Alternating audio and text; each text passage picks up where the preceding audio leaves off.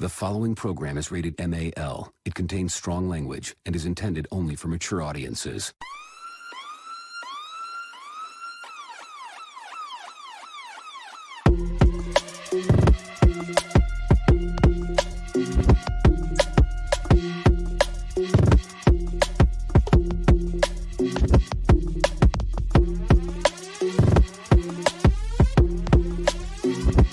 The show that gives you everything and nothing at all.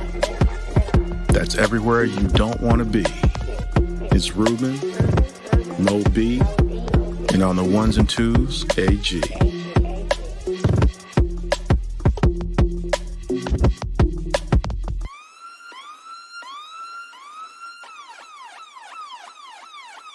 The 5-minute warning. Welcome, everyone. Welcome to a brand new episode of 5-Minute Warning. Of course, always, it's your man, Ruben in the house. And of course, yes, there's nothing wrong with your screens. Absolutely nothing. Of course, always hanging out with me is my man AG. What's happening, y'all? How you doing?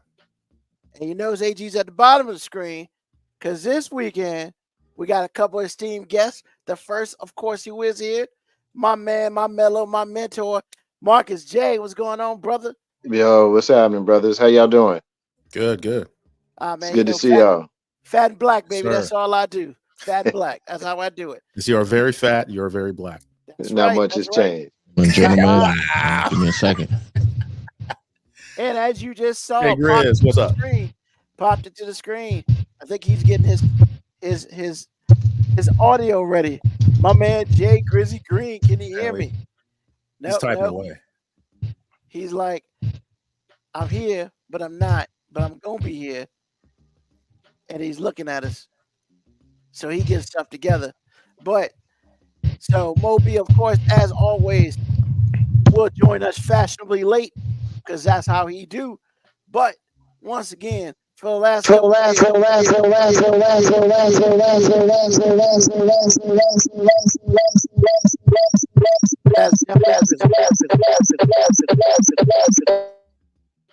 right, Grizzly gotta get his stuff straight, so I muted him a little bit. You know, that's what happens, right? Woo, what a start, y'all. What a start. Hey, that's how we do it. Yeah, Grizzly gotta get his stuff straight. Man, to get on punishment until he gets that right. Yeah, that feedback, man. You're getting feedback. He has got us on a delay loop, man. That Let's thing's gonna last forever. Let's try one more time. Nope. Yeah, that's what I'm saying. He done walked off the set. Why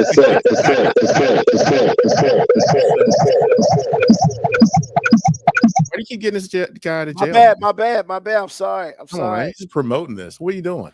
I mean, hey, you on the ones and twos. You the man supposed to be remixing. I can't control him. Really? I know. I mean, you control everybody, but you give me a hard time. Hey, that's what I do, right? Okay. I mean, because y'all give me a hard time every Sunday. It's fun when we do it to you. It's never fun. It's always fun, sir. It's for the show. So hold on. You think he wants to try it again? Let's try it again. Grizzly Green. Now we can't hear you. I can't hear you. This is awesome. So let me remove this. Now, if Grizzly can hook up his microphone to his desktop, he's still working on that. All right. We will let him get into that. But when he's ready to go, all he's got to do is talk. We'll be able to hear him. So, man, Marcus J, brother, it's been a minute. Things have changed since last year, man. We had you on the show. Tell the people what has changed since last year. You talking about in the world or with me? That's you, a loaded baby. question. With you. With me? Yeah. I guess more of the same. I've somewhat retired from media. Ain't no half stepping with Marcus J aired his last show on November 13th of 2023. At the time, it wasn't planned. It was intended to be a brief hiatus, but sometimes things kind of work themselves out without you having much input in them. So that's somewhat kind of how things went, which was welcome for me. You know, I felt like, you know, the work that we did, that I did, you know, was complete. I enjoy the medium. I enjoy seeing what we started, you know, 13 years ago, still continuing with you guys. Obviously, you and Grizzy still doing your shows, and then I look around at the alumni of Legacy Internet Radio, and it brings me a level of pride that, you know, it would take a long time for me to expound on. You know, when I look at, you know, folks who are hosting their own podcasts and starting nonprofits, and you know, we have a comic that came from our ranks that graced the stage of the Apollo Theater in New York and the Laugh Factory at LA. So I mean, we have so much to be proud of in our alumni, and I felt like my work was complete. So I've somewhat or I should say semi-retired. So that's my big news. Well, hey man, I appreciate you giving us a chance to get you back on the air, because it has been a minute, and you know, I'm feeling this Worlds Collide thing, because when it's all said and done, I have my Legacy Internet Radio family from my past, and my 5-minute warning family of my present, and I love getting this all together, because usually what happens is craziness. Yeah, And yeah. you know, with Grizzy, you good yet, bro? No, he's not. He's not. All right, so hold on a second. I'm gonna try He's something halfway else. there. He's halfway there. Hold It on. looks like he might be talking trash to us. Uh-oh. How about Grizzy. now? All right, That's you better. good now. It's good. Hold on a second. Get rid of the other one. Let me get rid of that. Grizzy. To be fair, brother. Hello. What's going What's on? up, Grizz? Peace, Mark. Peace to your AG. What's up? Peace to you. Something Now- going on with your volume. If you can make your volume, Grizz, a little higher, that'd be perfect. That's what I was about to tell him. How about now? Nah, man, a little bit higher than that, bro. Oh, Jesus Christ. Please, We putting them through so much, fellas. but you making me shake my whole tail feather. How about now? Same thing. Yes. But we'll manage. I'm sorry. I mean, maybe it's just my mic. How about I do this? I'm gonna just grab the phone, take all that backdrop out, and just talk right into this. Which is kind of what I'm doing. So you nailed it. Yes, sir. Thank you, Marcus. Hello. You got it, brother. Poor AG. AG is just he's AG actually is having a pearl-clutching whole little bit. Already your disposition, brother. You are having a whole cow. No, I'm not going to say that. Automation is my friend, sir. I already know what I was going to do before I started it. And it's not mine. So, hey, there you go. Well, you and I are apparently different, so it's all good. Peace to everybody. Peace to you, brother. So Jay Grizz, man, what's been going on since last year? You know? Oh wow, it's been a year. It's been a year. A lot, Rue. I mean, first we celebrated Marcus going a certain amount of revolutions around the sun. I turned. Yeah, you notice I didn't say that when I gave my speech that I turned 50. I wasn't gonna put the number out there. Nah, if you gonna bring it up, you know, don't mess around with it. Go on and say it expeditiously. So maybe in the last year, though, I mean, it was good to see Mark bask in his glory, taking those shorts, is jumping off. I'm enjoying these Gen X days, bro. That's what's been going on for me in the last year. All right. AG, man, how you doing, brother? Good, man. Been quiet week. Quiet week? Yeah. Holy crap. What's that about? Nothing really. Just chilling. Ain't nothing going on. That's a good thing, because I like uneventful. When things start popping off, anxiety levels, man. I ain't worried about that. It's gonna come. I ain't worried about it. So right now I'm enjoying this peaceful. I hear that.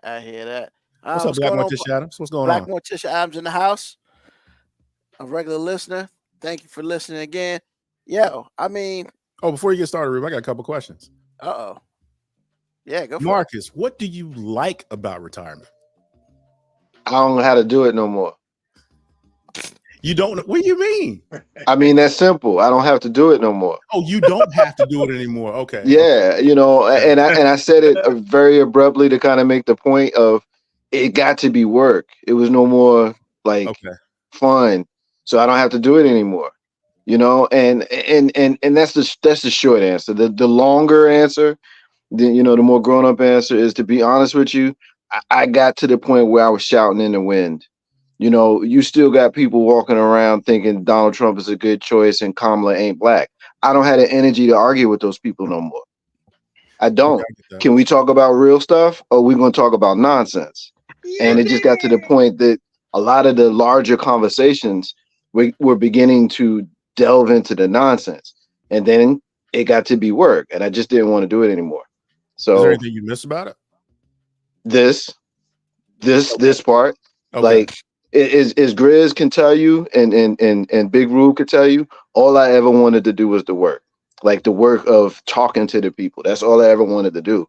And so when the administrative stuff started becoming a bigger part of it, it kind of took some of the joy out of it, because it, like, Legacy in that radio never really was supposed to be born. That was born out of the drive of creating an avenue to do the talking, right, and the advocating and that kind of work. So do I regret it? Absolutely not. Like, absolutely not. Like, I'm glad it worked out the way it worked out, but I just got to a stage in my life where there were other things that I'd rather do.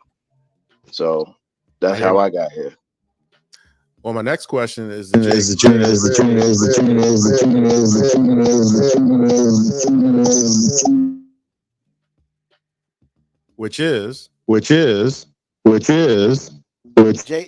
you gotta get your stuff ready, man. Gotta get your stuff right.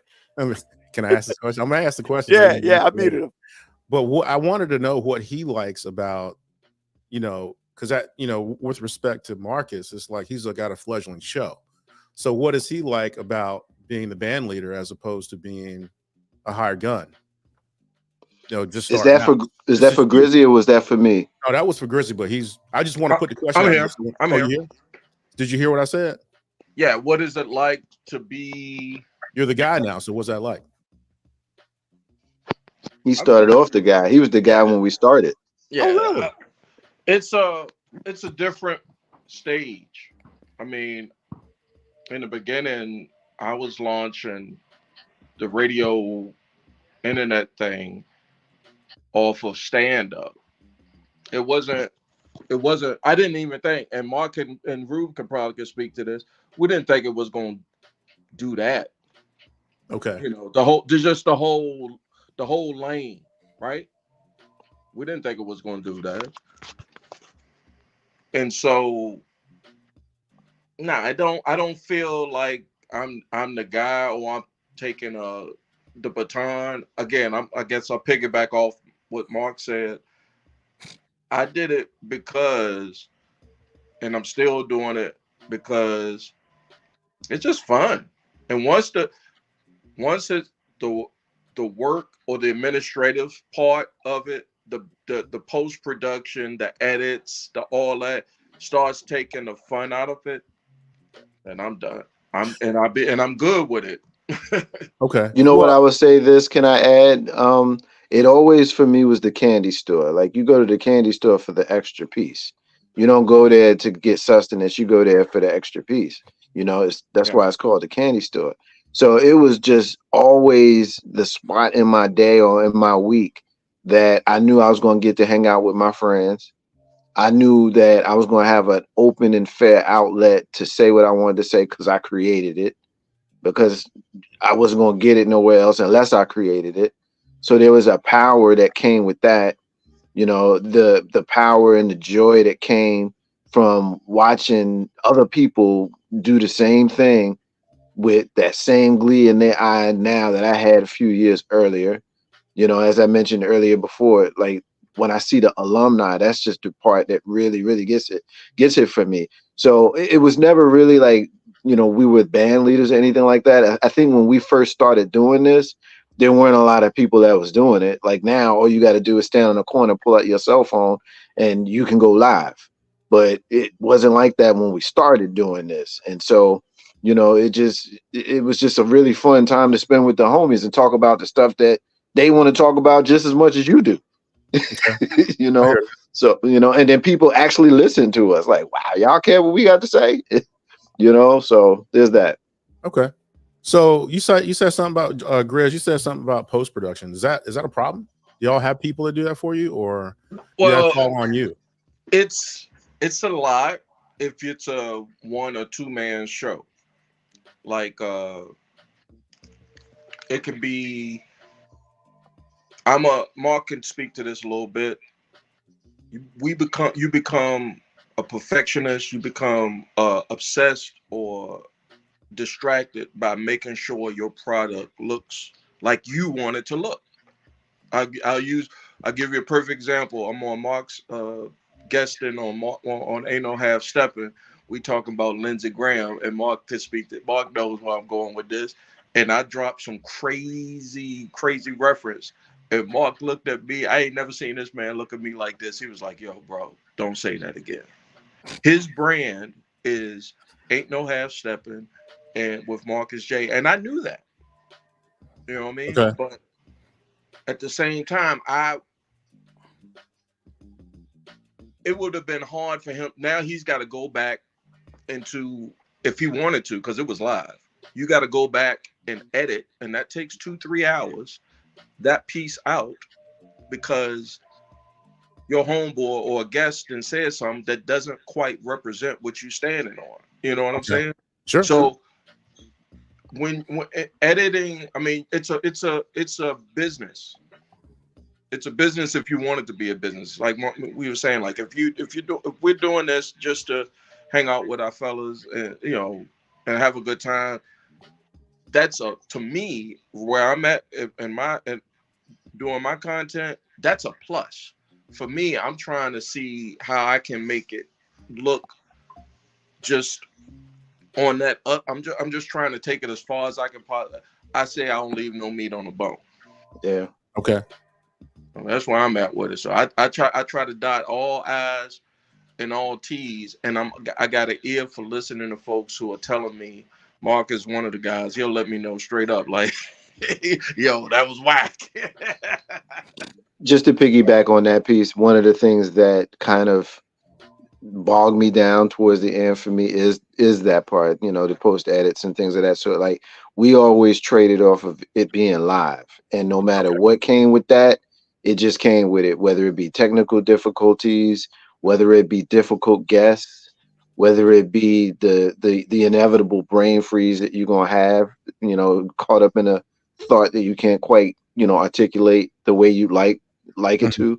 So I never, my post-production hiccups were a little bit different, but the fact that it became a thing and it can become so time consuming was one of the things that I could have done without. So I respect Grizzy so much, to have had so many years in this, and to quite frankly be, the first of our friend group to be doing this. Like, none of us are doing this in this manner, in this way, if it had not been for him. So, I appreciate being able to still talk about this, because it's pretty cool to me. Yeah. And this, I mean, right now, I'm gonna jump in real quick. This is one of the reasons, like, I try to do my best to give AG flowers as much as I can, because AG does the post-production for this show, and bro, like, phenomenal, and I can't imagine what it would be like if I tried to do it. So, like, I appreciate AG so much, and he sometimes he comes to me, hey, I want to try something. Man, you try whatever you want, because I appreciate him a great deal. Even from the first, when he hit me up, he was like, yo, man, I can make your stuff better, sound better. And I was like, now that I need somebody on the show. When I jumped on, he was like, hey, your homeboy jacking everything up right about that. and real talk, like, I totally get that. I totally get that. I think we talked at Marcus's Rube birthday celebration. Like, you got to want and put in the effort and the time to get your product to be what you want it to be. Yeah. So AG off top, I was like, yeah, he know what he wanted to be. Yeah, I do. Yeah. I do. yeah. I mean, honestly, in all seriousness, had I had an AG, Yeah. for a long time, Yes, sir. perhaps I'm still doing this. Right. It meant that much? It's a big help. I mean, it was Perhaps. really, okay. I didn't know it was like that because y'all mentioned it, and I was like, are they out here doing their own post? Because We're not technical dudes. Like we are legit dudes who've been friends for at least a decade before we even considered doing any of this. We were already friends who saw that we had an opportunity to actually talk to people. So we taught ourselves everything we did, and Big Rube is a big part of that. Certainly in the earliest days as a legacy in that radio, because he knew far more than I knew. You know what I mean? Yeah. He knew how to do certain things that, had he not known how to do it, we would not have had what we had, and clearly you add to him. So had I had someone that had the technical, stuff, I might still be going. I don't know, perhaps.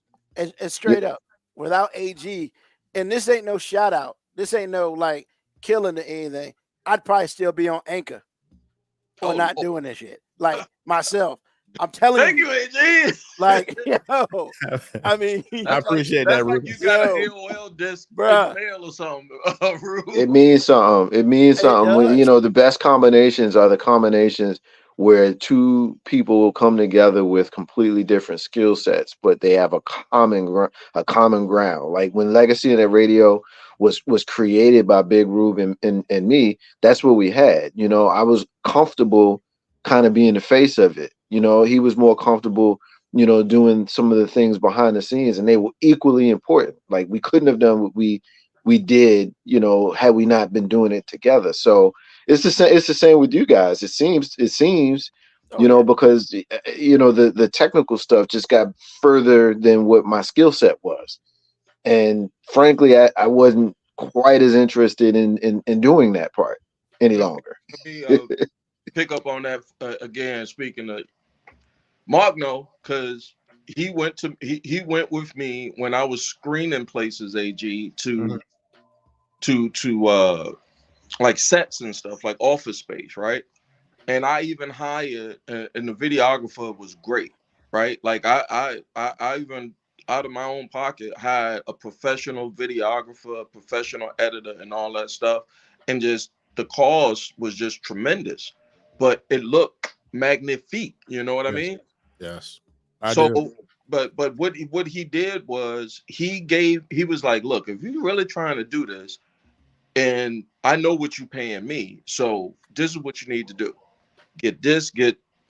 And I told this to Rube. I said, Rube, get this program, get that program, and just twerk it. I mean, your first couple of episodes, Mark, am I lying? You're gonna have technical difficulties. Something gonna jack up. But if you working on it and improving it each and every time, it's gonna show, because the audience gonna see it. You're gonna see it first. The audience is gonna see it because your numbers are gonna go up, And the last thing for me, like, I'm just content.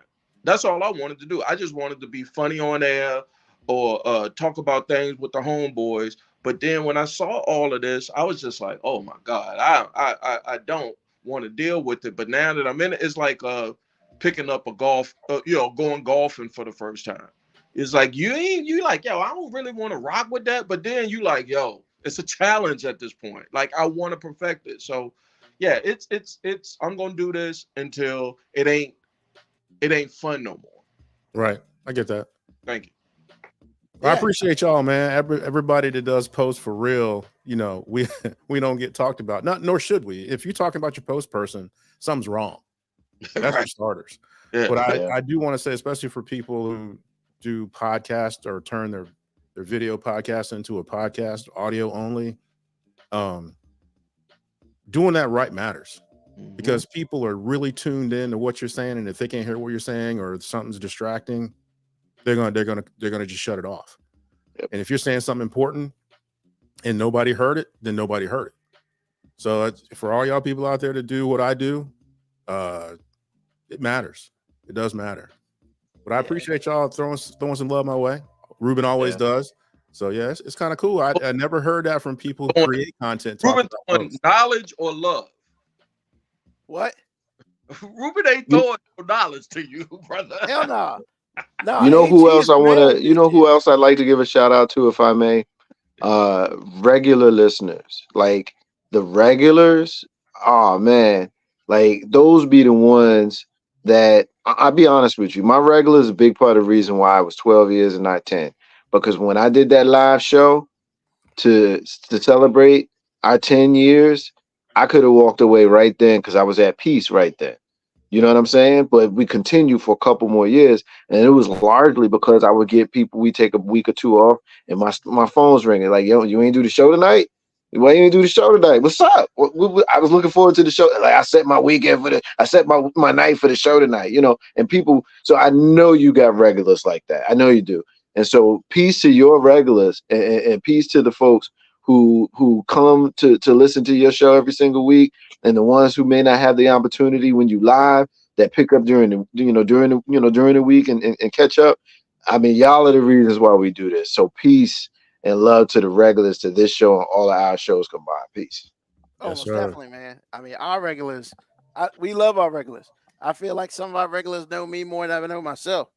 Like, but hey, that's what we do it for, you know. Because trust me, I could have been on Anchor.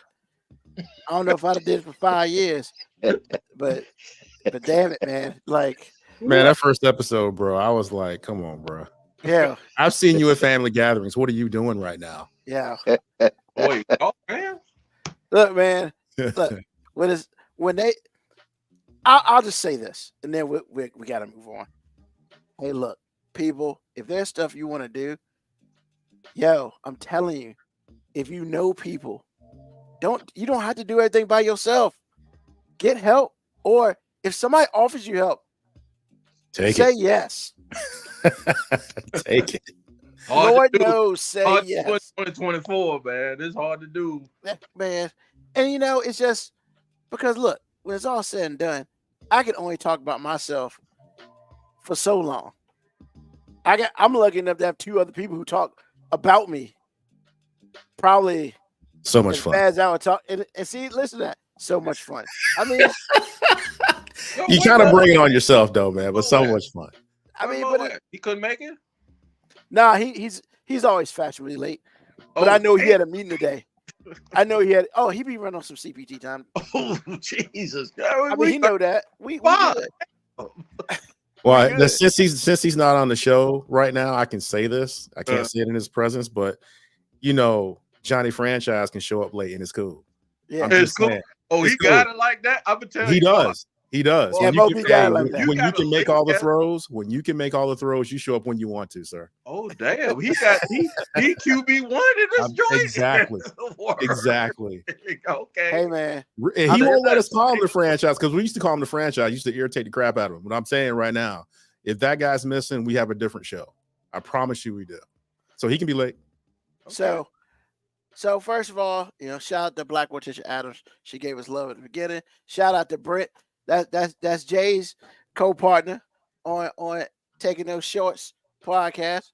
You know, he did say Jay that. He did say that you're the guy when you're not on the show. When he's not on the show. We got to say about that. You ain't on the brand tonight, so I'm gonna talk bad mess about you tonight, my brother. But thank you. I'm Ruben. He gonna thank you. Thank you. Tell him thank you. Well, he listened to you. Yeah. Nikki, she's right. It's no longer fun when you're trying to protect that brand.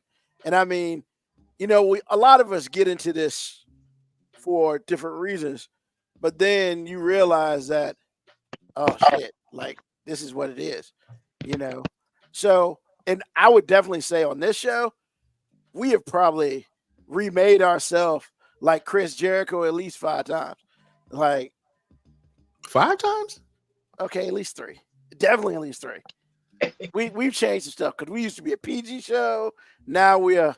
I think when TVMA. you know what when our show changed, That's our okay. show changed for the better, and it changed fundamentally when Moby got a microphone. When I got a Yeah. microphone, we got a microphone. We could hear what he had to say. It was over. Yep. Can I say that? I don't know if because I moved my camera back a little bit just to No, get. you good? Okay, it's good that I don't think, and I'm gonna throw it to Mark. But Mark, when we was doing this, September 2011, like we went through so many. I went through, and I'm sure once I bounced and y'all got so many iterations of Oh, yeah. it. You know, and because you don't know, and because we're not professionals, we not. You know, you sit there and say, "Well, God, I know it don't supposed to be like this," but you know, and then you just find your way. That's I think. I mean, we all Gen X's. Am I lying? No, we are. you're good. Nah, you're good.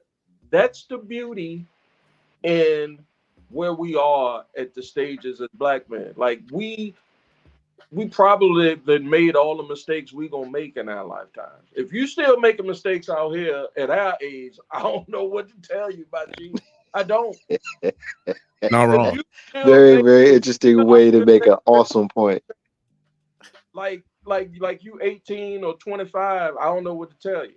But Yeah. we can appreciate those ups and downs. When B contested this, if he in the comments, for about 15 to 20 episodes, I couldn't get the transition from the intro to the mics. Hold me up. Even if I had a great even if I had a great episode, it tore me up until now I got it. But it took me another 50 episodes to get, you know what I'm saying? It's okay. Yeah. It's I think okay. the different itinerations for me came as I kind of aged myself. Like, you know, Grizzy mentioned we started doing this in September 2011. I was 37. You know what I'm saying? I was, you know, my child was younger. You know, my lifestyle was a little bit different as she got older, and you know, as the show began to mature. You know, I've enjoyed with it. I mean, I spent my entire 40s, all of my 40s behind the microphone, all of it.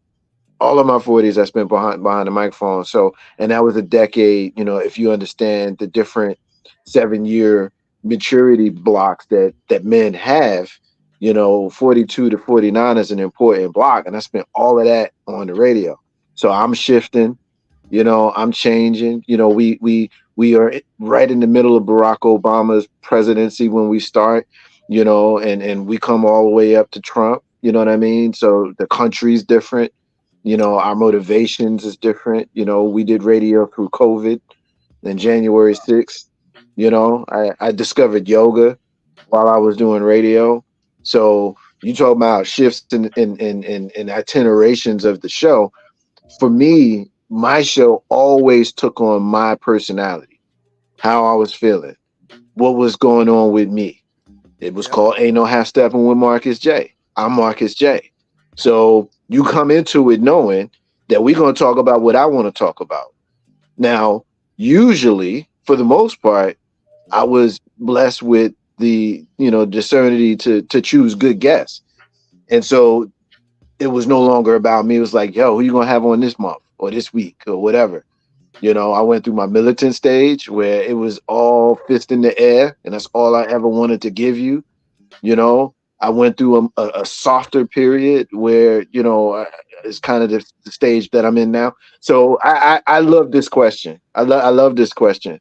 And I love this about y'all because, you know, Big Ruben and I, we're not just radio partners, we're friends. And so I watch y'all as well, and I've seen y'all shift. I love where y'all at, and I love what y'all been able to do. Y'all in a perfect time slot. You know what I'm saying? We used to watching, you know, pay-per-views at this time. So this pay-per-view hour right here, this power hour, let's get it. Yep. What's up? Also, let's see here. Couple things. Black Patricia Adams hits us. You know, 47 Pathway just says a black woman appreciates you men for using your platforms not only for laughs and call vibes, but bringing awareness to plenty of things. Much needed advice and rawness. Well, we appreciate you, Black Thank you. Patricia Adams. Thank you. Appreciate you, BMA. And she's every week. Yeah, I don't know what's going on in her life where she wants to listen to us, but she is here every week. I mean, you own something. Look, you did. It's y'all. Y'all are great, and she knows it. That's why she here every week. Yeah, I would. I appreciate that. I would ask my audience that's coming in every week and interacting with me. I would hit them up. I did it in the DM, like, yo, what you want to talk about this week? Because I mean, it's not that you want to dedicate. It's not about. I mean, unless you want to grow and exponentially grow, type of podcast. Like, if we, I mean, I'm not gonna speak for y'all, but I've said to folks, if it do, it do.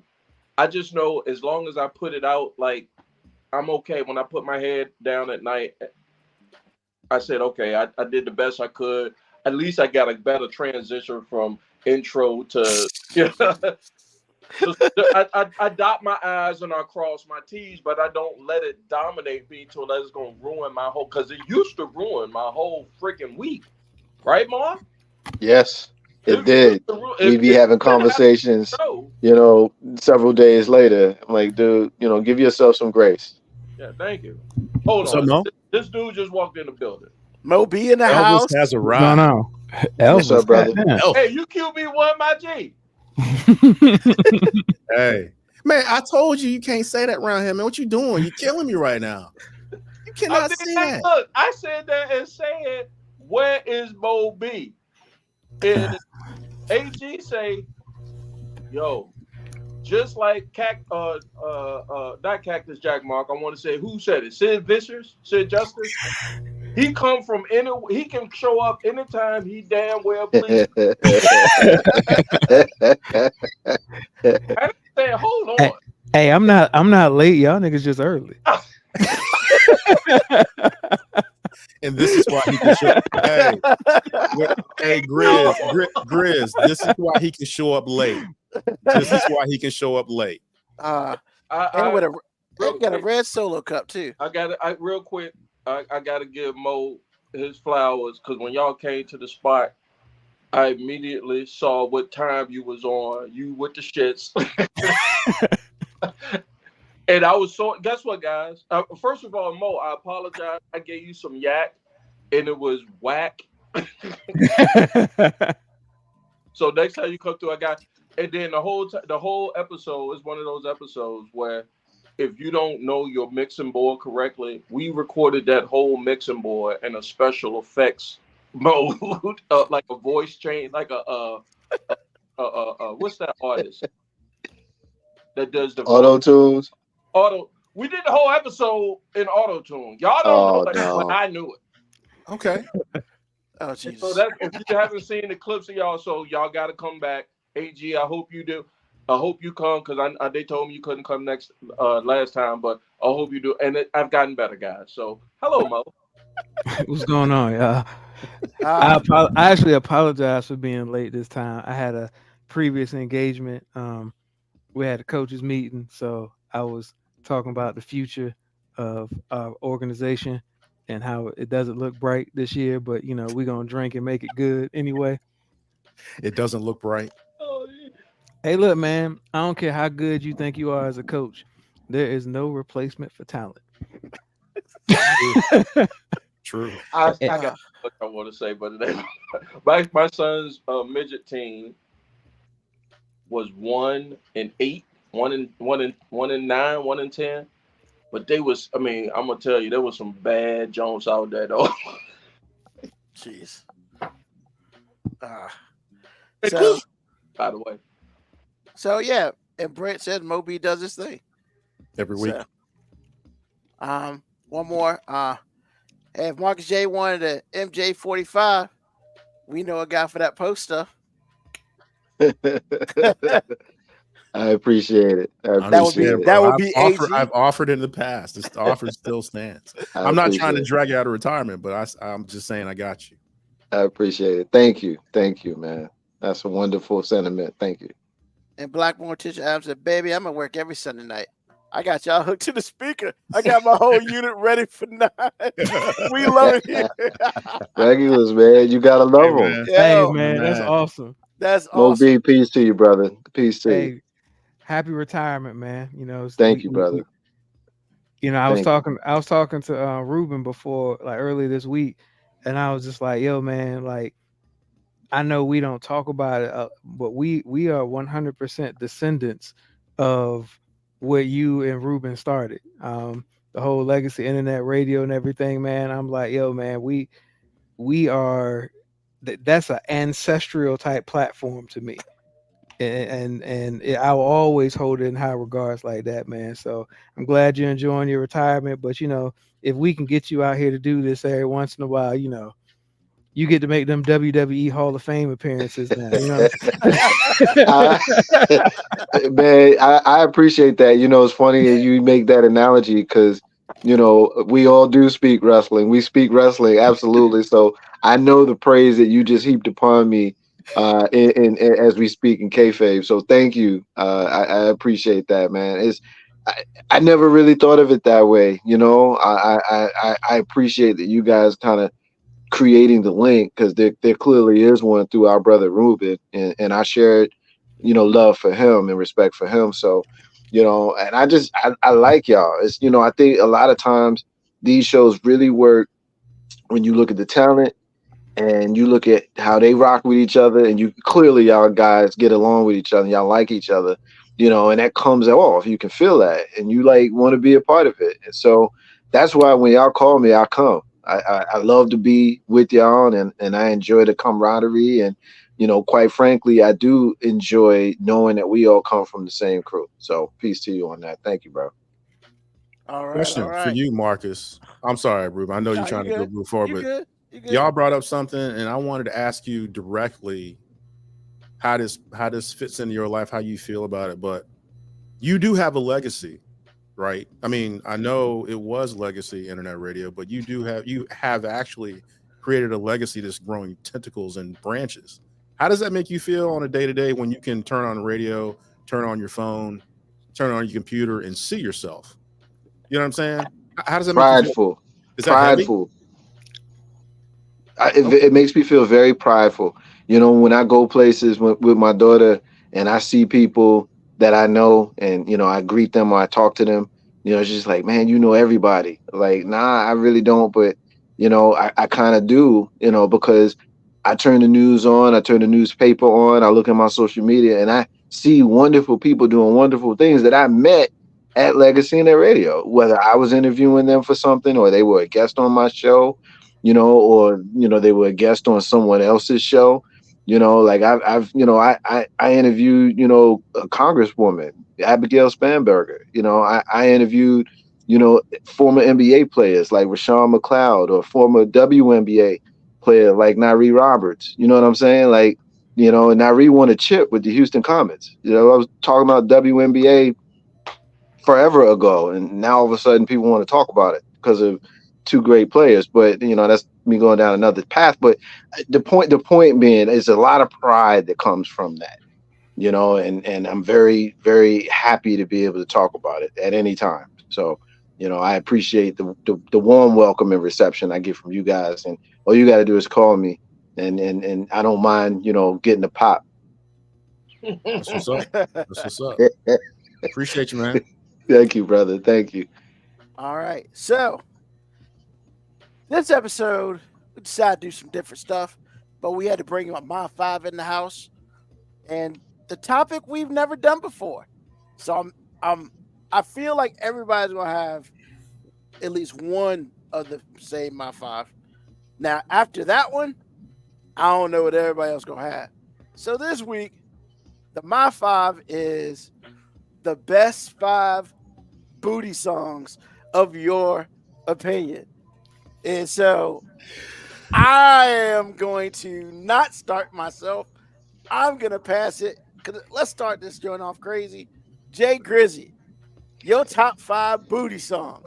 Talk to us. Rue. Big Rue. Yeah. What's up, baby? Big Rue. Hold on, Mark. Let me borrow something. Big Rue. It's yours, brother. You can have it. Big Rue. Yo.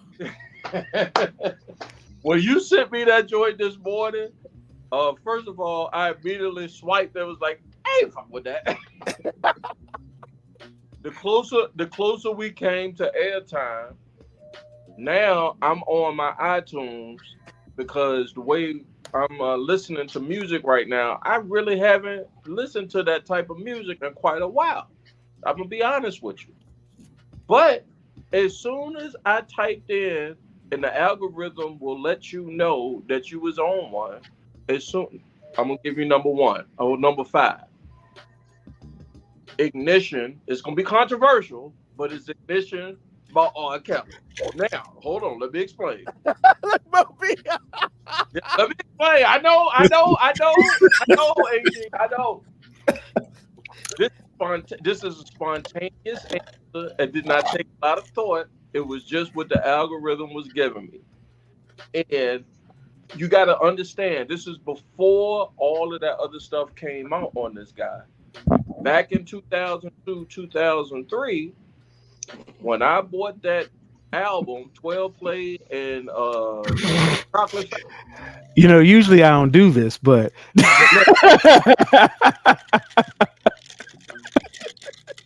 yeah.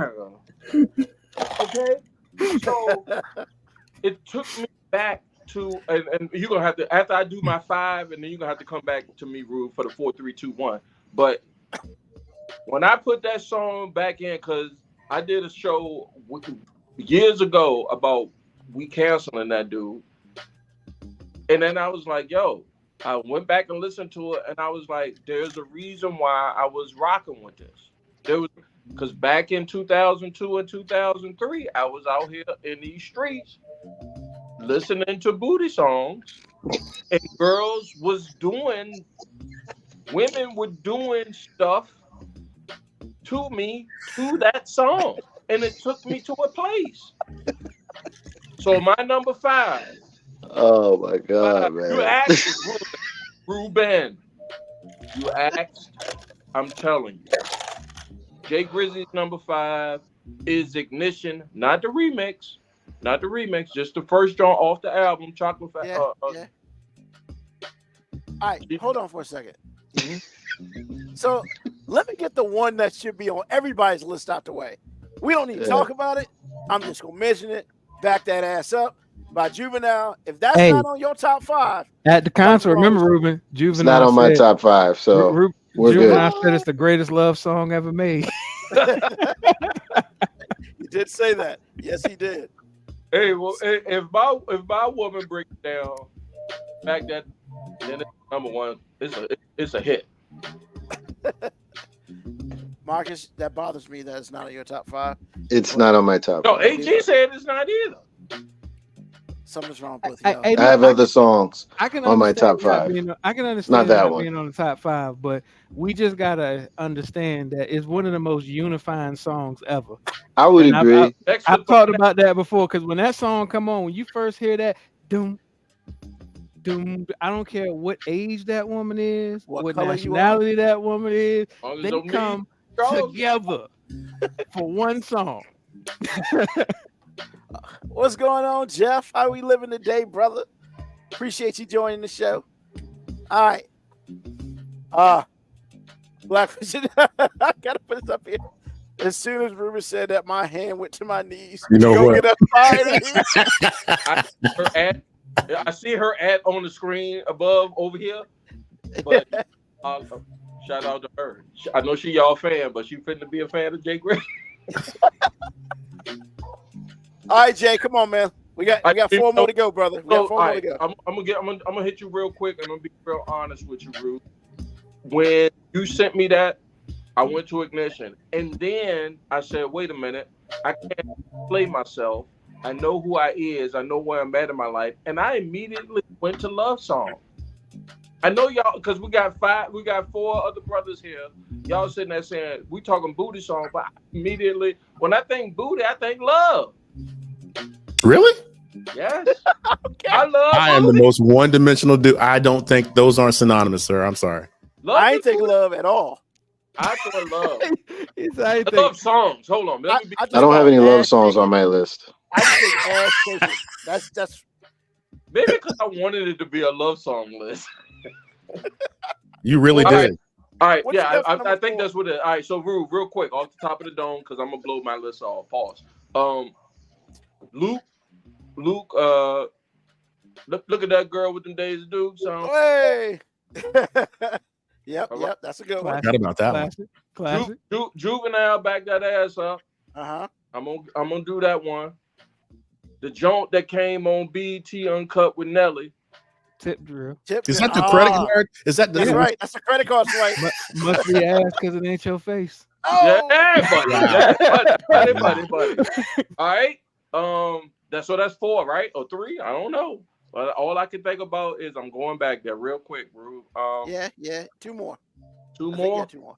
Nah, he had ignition. He just got one more. Oh, so you got one more. One more. Thank you, Mo. That one more, John. It's a back cut on NWA.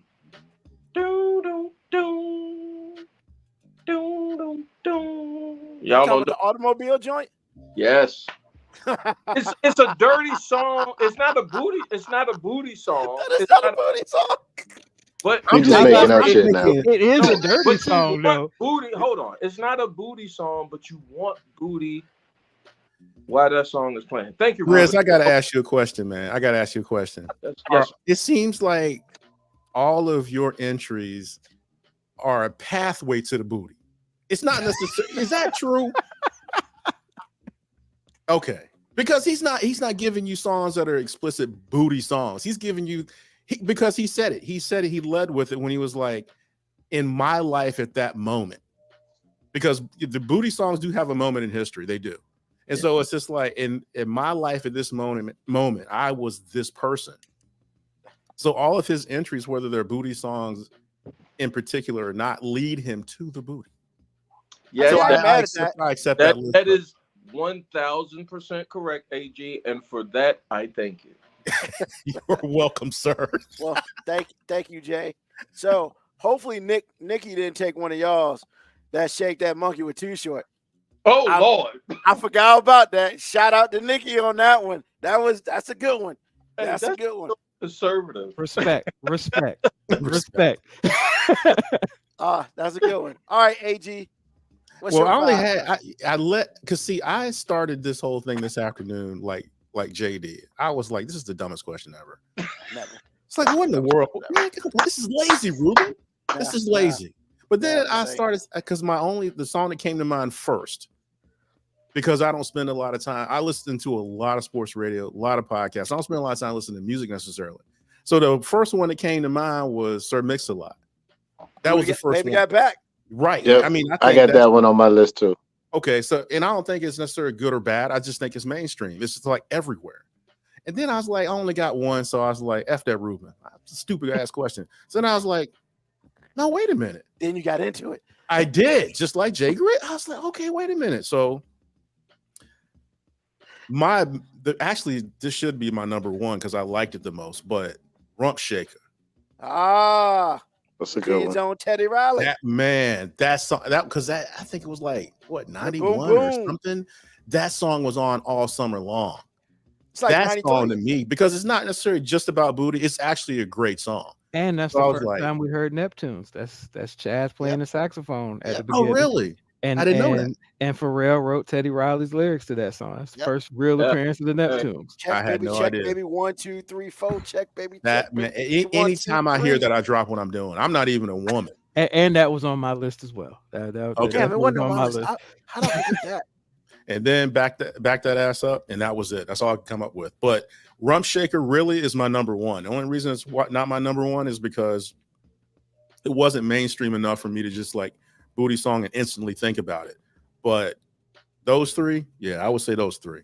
You gotta get to more, AG. No, I don't. Off the dome. Actually, the first thing I thought was my favorite booty song is When My Wife Walks Away. That was my first thought. Shout out to Bula. I got that on repeat, sir. I got that. See, what's another one? I don't know another one. I guess that's the only one you really need to know. Exactly. That one is good for 2. Okay, my man. That's what's up. All right, Marcus J, what you got for us, brother? All right, so we shared the Mix-a-Lot song. That was the one that I thought that everybody would have when Juvenile came up. So I got that.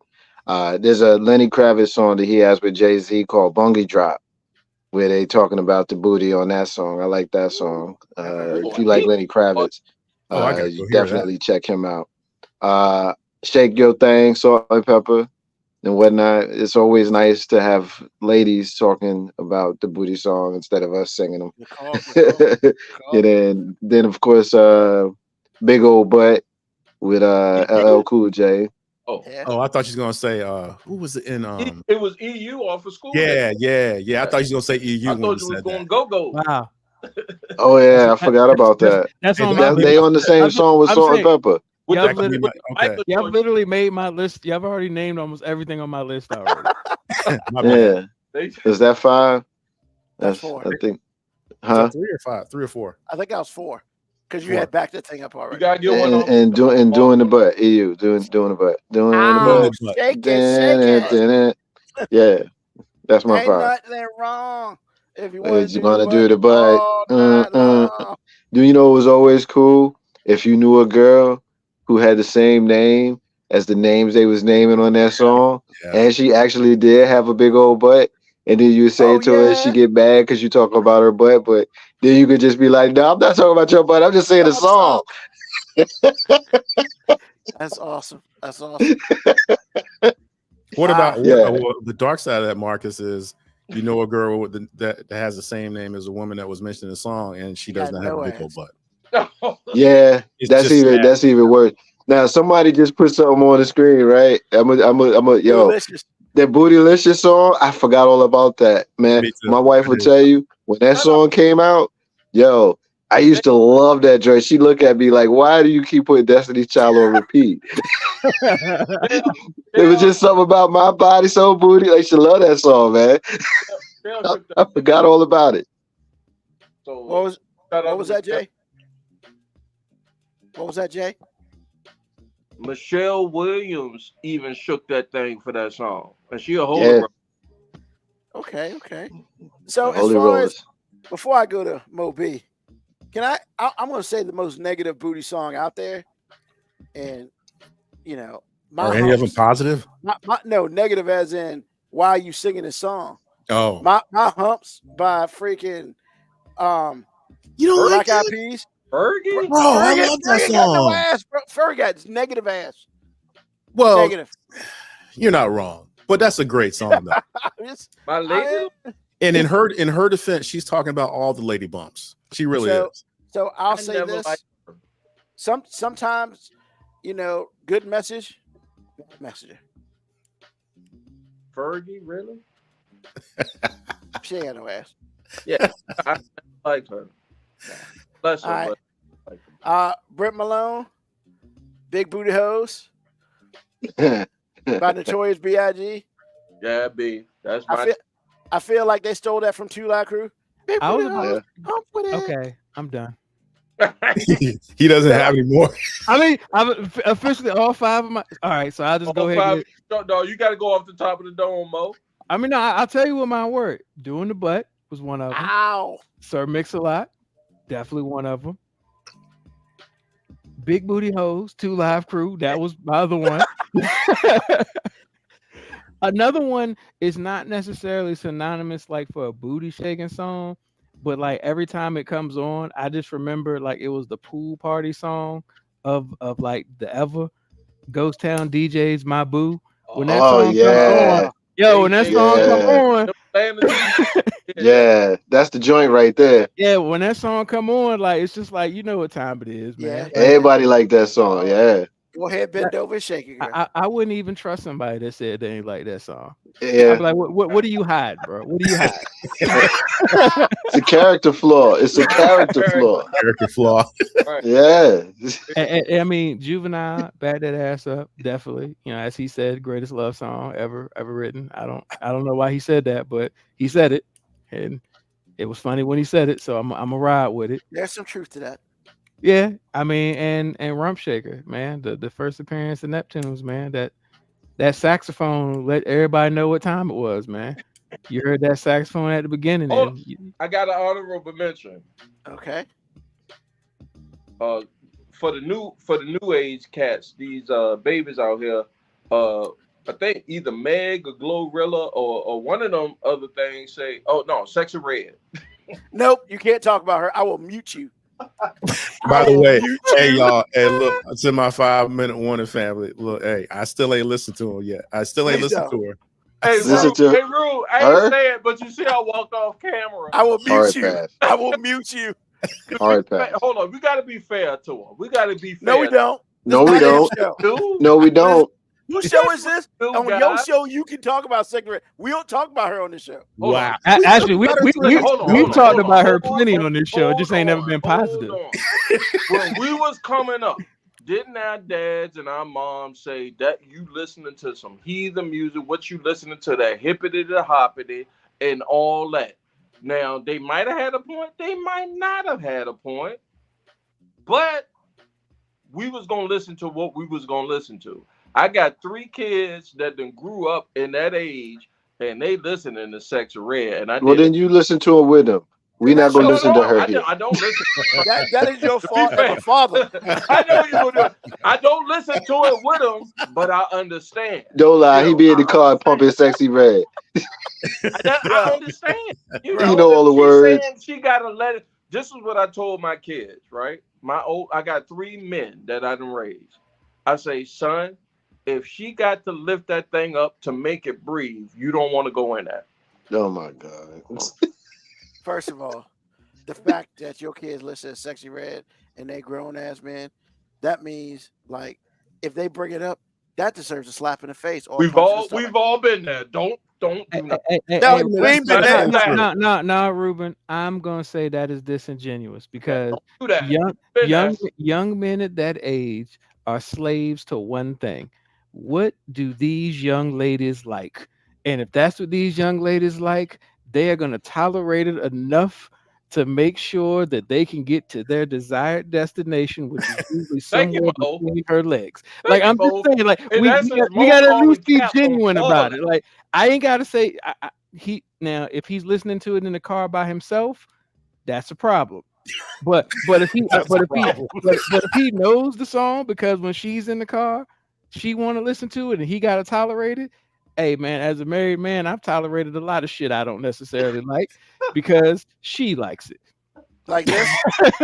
Like this? Exactly. See? You Yes, see what I put up with? That's why you QB1, Mo. I'm surprised you allow that in your house. Allowed? I'm a visitor in this house, bro. What are you talking about? I'm severely outnumbered. The only time I have rank is when something needs to be paid for. That is the only time I have rank. That part. We have talked that part, Ruben. That part. Let's go to the boards. Nigga, they thought he might pick Pound Town. Let's go. Is Pound Town a booty song though? I mean, how you gonna say that's a good one? As you just said, we can't talk about Sexy Red up here. Right. Can you put that comment back up so I can get the ad? Yes. Hello, Nick. Yes. Yeah. For 3 minutes. Black Patricia asked her co-worker said too much booty by Down South. Good. That's a good track. That's a good one. Too much booty in the butt. Why did And they have better? I want to rock you with Uncle Luke. That's good. KB Yako says a negative slant on EU is when the names of your remember your family. First of all, if you playing EU at your family reunion, you don't need to be there. Why? That shit, man. No. That's the take. Nah, man. Okay. Because you start looking at your cousin's booty. Nah, man. That's Nobody wants to see they gray down backing that thing up. I got you. Nobody wants to see that. I just seen my aunties do some things. Yeah, I don't need to see that. I'm good. Yeah. Didn't want to, but they did it. KB Yako also dropped another one. Sean Paul. Get busy. That's a good track. That's a good one. That's a good one. Salute. If he listened to it by himself, then he's a Drake fan. Wow. Man, we gotta stop killing Drake, man. No. I'm gonna tell you, real talk. We don't have to stop killing Drake, man. You know, I had Drake heavy in my playlist. I will admit. What is wrong with you? Well, I know. I get it. How are you my friend? once that song came, once the first song came out by Kendrick Lamar, I immediately stopped listening to Drake. Like I just immediately, I say I can't let that when it come up in my play. You know, if you listening to whatever streaming service you listen to, and Drake come on after you heard, that's how I know that this song killed that dude, in my opinion. But once I heard Kendrick Lamar's first Drake diss, I couldn't listen to that dude no more. So yeah, it just made me change my whole demeanor. I had to check myself. Man, Drake been winning for over a decade. So having 90 days of shame, man, I ain't feeling bad for that dude. Like, yo, I meant for I'm actually he was winning. I'm gonna say I'm actually impressed that yes, I was giving I'm impressed that we've had 90 days focused on any one thing. Right. In this age, usually something can happen and we on to the next thing. It's almost like doubly impressive that this dude has been getting dissed for like 90 straight days and we're still paying attention to it. Like Drake is waiting for something bad to happen somewhere so y'all can forget about him. He's like, could y'all please could I'm there doing be this all day? Yeah, he's like, could there be something to happen? Drake just needs everybody to shut up, and right now it just ain't happening. And yo, it's about to be terrible for this dude. HBCUs done got a hold of these songs. So now, even though we were slowing down on the Not Like Us, you know it's gonna be on Saturdays. Band's gonna be cranking it. He about to get dissed in real time again. Bruh, I saw a meme, and I guess they played Not Like Us at Kamala Harris, one of Kamala Harris's things. And the meme had this white dude rapping the whole song. And I was just like I'm sick of hearing it. Like I'm sick of hearing it before that. And I was just like, yo. Oh, Nikki D424. Kendrick has united the world in pettiness. Yes, yes. Like, I mean, I look up to that dude in pettiness because I'm a petty dude. And trust me, I even got the Afro Beats Drake album on my joint. I was Afro Beatsing it with Drake the whole time. My wife was like, I think you a whole bitch. But once he put that song out, I was you should have listened to your wife then. Yeah, I should. She was right. She was right. For the moment, because when I get in my feelings, I gotta listen to some Drake. I get into my feelings. Oh God.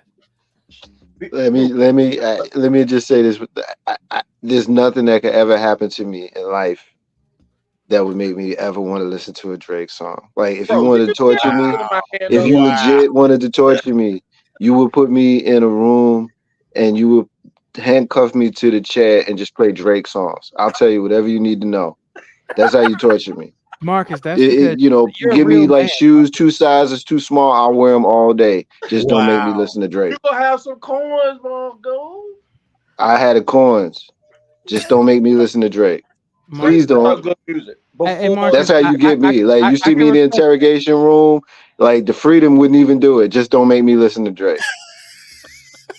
Did this man say the Freedom won't do it? Just don't make me listen to Drake. Did he deny Freedom? Hey, Grizz, let me tell you why. Because Marcus is a real man, and real men do real man shit. You know what? We cry on the inside like a winner. You know what I'm saying? We go in the shower where can't nobody tell. We don't go on Instagram or on whatever social media platform we have and say a whole bunch of questionably bitch ass shit. No, I won't do that. But that's what Drake albums are. Drake's albums, half of the lyrical content Drake has, if we just said it without it being in a song, like we just said, hey, this dude was doing this, we'd be like, hey, yo, that's some sucker shit. He was my spokesperson. so here's but here's the irony though, right? Here's the irony, right? Here's the irony. I don't even know his. I don't even know his. He was my spokesperson. Drake was my spokesperson for a specific time in my life. You were light skinned you were light skinned one of your time? You were covering light skin. Piss color. I knew it was coming. Piss color. But I ain't gonna lie. I don't know what what he was on, and I don't know what look. He made me when I went to therapy. I said, "Bitch, why I'm listening to Drake?" Yeah, you listening to Britney Spears too? Did your therapist say because you got a lot of bitch tendencies?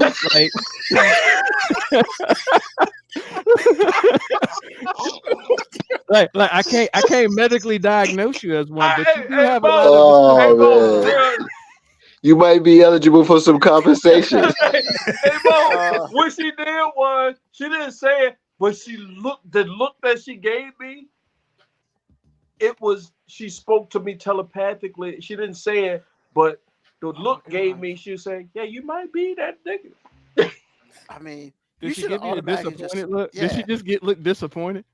Yeah. Like you didn't even know her, but she was disappointed in you. Oh like, my God, she was very disappointed. She was very disappointed. But again, Kendrick saved me. Thank you, Kendrick Lamar. He saved me. I don't listen to Drake no more. How the girl saying to me, I rebuke the devil. Wow. Nikki said she said you a bad bitch. Oh no! Oh God! Oh my God! Shout out to your guys, man. Shout out to your host. Wow. All right. Yet. That's enough of that. God. That's a whole 2 episodes. All right. So, of course, I had Juvenile. Miss Fat Booty. Ooh. By Mos Def.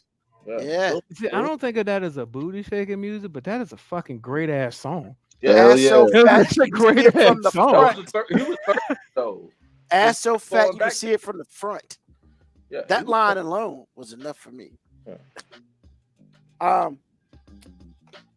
I mean, the Diamond Princess, man, pull over. That ass too fat. I'm sorry, I've seen her perform live, and Hey. I can't support anything. Bo, that come on. she ever You was done. just getting it. I agree with you. That performance was horrible. You was But trying that song was mastered years ago when she had an ass. I And she saw was Alice- talented. Oh, I'm about So, Clappers by Wale. That's a sneaky underground crack. If you've never heard that, that's beast. It got J. Cole on, I believe, too. Baby Got Back, and I did have another one. Miss New Booty by Bubba Smarks. I see. I'm gonna protest your list right now because you gave us a list that we all were not super enthusiastic about doing, and then you went and dug into the crates to find your songs. Like you went and went to B-side songs and hidden tracks for your songs, and like we supposed to think about them being as synonymous with great booty shaking songs that you got to explain to us what the fuck they are. Like I feel like if it's gonna be on your list, it should be a song that we can at least identify as being like, oh, I know that song. Well, all those songs are on my playlist. This is a sneaky underground classic. Bail me out for my Drake takes. Hey, I know you might not have heard this, but track 7 on this artist that you've never heard of, that was a great booty shaking song. Like, come on, man. Look, man. He just wanted to flex his. He just wanted to flex his playlist, man. That's all. You know what I'm saying? Like, this whole question was so he could flex his playlist. I just got one thing to say. Ain't it fun piling on Ruben?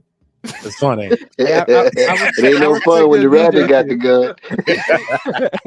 This how you know Nick didn't watch for a while. He gave the assignment, didn't get y'all a curve. That's what it was. Is that what it is? Okay. That's what it is. Because when you said Bubba Sparks, I was like, bro, wow. Ruben brought up them kids bought booty songs. I disagree with that. I mean, he did say Wale. I wouldn't go that far. He did say Wale. Kids bop booty songs is funny. I mean, that's a joke. Everybody's got one. So, but yeah, it was good to talk because we never really talked about no booty songs on the show. And I figured this group would give me some good ones, which y'all did. So, you know, if you need, it is a summer. So if you feel like you need to pretend that you in Miami because it's raining or you can't be outside and shit, we gave you some booty songs to download. I feel like I'd have been so much better. But anybody know the song "Scarred" by Luke Skywalker and 2 Live Crew? No. Cut keep coming, cut keep coming, cut keep coming, cut keep coming. Y'all remember that song? That's the name of that? Yeah. I know the name of it. Right? So one night, me and my wife is out at the club, right? And we ain't hit the 7-year itch yet. So we about 5 years in. So I'm thinking I know my lady. And that song dropped, I said I ain't know my lady. Did she drop to the ground too? Dude. I said, what you know about that? Here's the thing, man. I feel like every woman got a WD-40 song in their playlist. Like they got one song that's gonna come on and they'll oil them knees up one track. You know what I'm saying? That one track. I said, been more for Luke in this song than you been in it for me. So it's funny that you say that because I thought about an old school song like my parents listened to was Doing the Dog or whatever. Parliament? Funkadelic? Nah, it wasn't a dog catching joint. It was like, well, it was something about doing a dog or whatever. And literally, that's something about Atomic Dog, are you?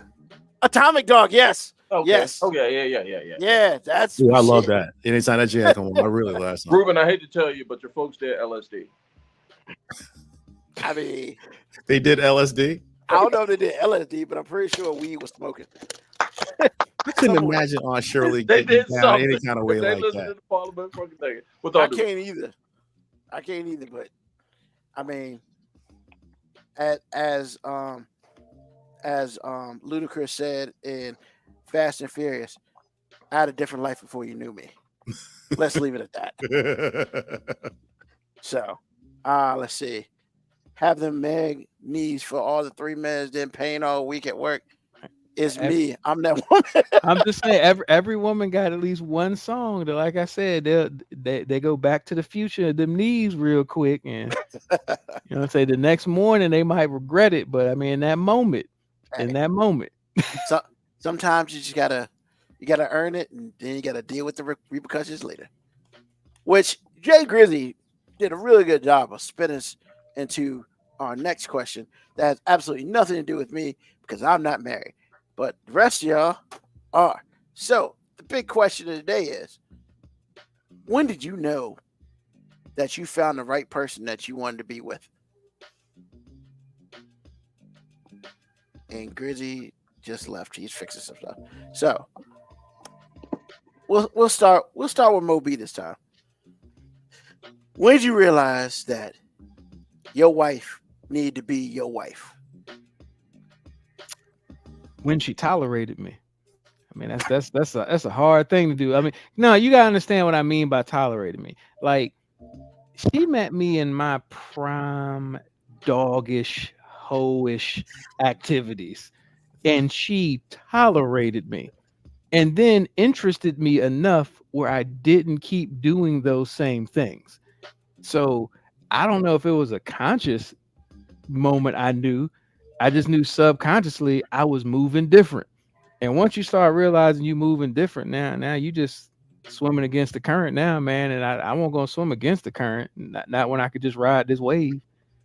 You know what I'm saying? So I just, so I didn't mean to sound so bad when I said when she tolerated me, but I'm just saying, like, as you made your Ludacris quote, like, I had a different life before you met me. Nah, I was in that life when she met me. I was all the way in that life. And I mean, I wasn't that bad. But if you got to put the caveat, I wasn't that bad on, that means you was fucked up. You know what I'm saying? If you got to say I wasn't that bad, that means you was probably pretty effed up. Yeah, so. Yeah. Agreed. And ladies and gentlemen, this is why men have plausible deniability. You should get some. Everybody should have plausible deniability. To be honest, everybody should. If you really care about your friends, you got just enough. Because look, you shouldn't want your friend to have to lie. True. I don't want my friend to have to lie for me. Like I want to keep them out of harm's way. I want them to really be like, I don't know. I don't know. I was at a family barbecue. Do you know how powerful that is for you to be able to say, I don't know, and really you don't know? I mean, you might have your suspicions, but suspicions, that's not proof. That's not usable in court. You can't say I suspect. Like, nah, like, hey. See, Moby, I'm gonna let you handle this one. No, Okay. Nikki, that is Very true. 100% a very, very accurate statement. However, How about doing things that don't need to be lied about? no, That's here's the thing. However, However. like, no, and this is the part where I'm going to excuse it. I'm just going to say, however, if you are doing the things that need to be lied about, you shouldn't want to put people you care about in positions they got to do it too. Like, I'm just saying, you know, think about them old school gangster movies. You know, the old school gangster movies where it'd be one dude on the block. Hey, no. I don't want him to come because he can make it out of the hood. I don't want him to come to this crime. I'm gonna go take this, but nah, man, you can do better. What they say in the NWA movie? You better gangbang them books, nigga. Like, you know what I'm saying? like sometimes you gotta love the people around you enough to be like, you know what? I ain't gonna make you have to do nothing bad because of me. Nah, man. Like, you don't need to know. What did Nick Fury say in Captain America: Winter Soldier? When he was talking to Captain America, he was like compartmentalizing. That way, not everybody knows the secrets. So if somebody gets caught, you can't tell a lie. Yeah. Wrong. If you really care about your friends, like you should make sure that they can testify in court and really not know shit. You know what I'm saying? Like, hey, well, I don't know. That dude, a grown ass man. I don't know what he was doing. Hey, Black Morticia Adams. Oh shit. Nikki D424 is still shaking her head at you. No. and she should, because Nikki is right. However, you always got to have a plan. For the plan. I'm just saying. However, you know, plan A's don't always work. Plan B's were invented for a reason. And if that plan B don't work, I guess your plan C means you keep it. I guess you're gonna have to pay for 18 years.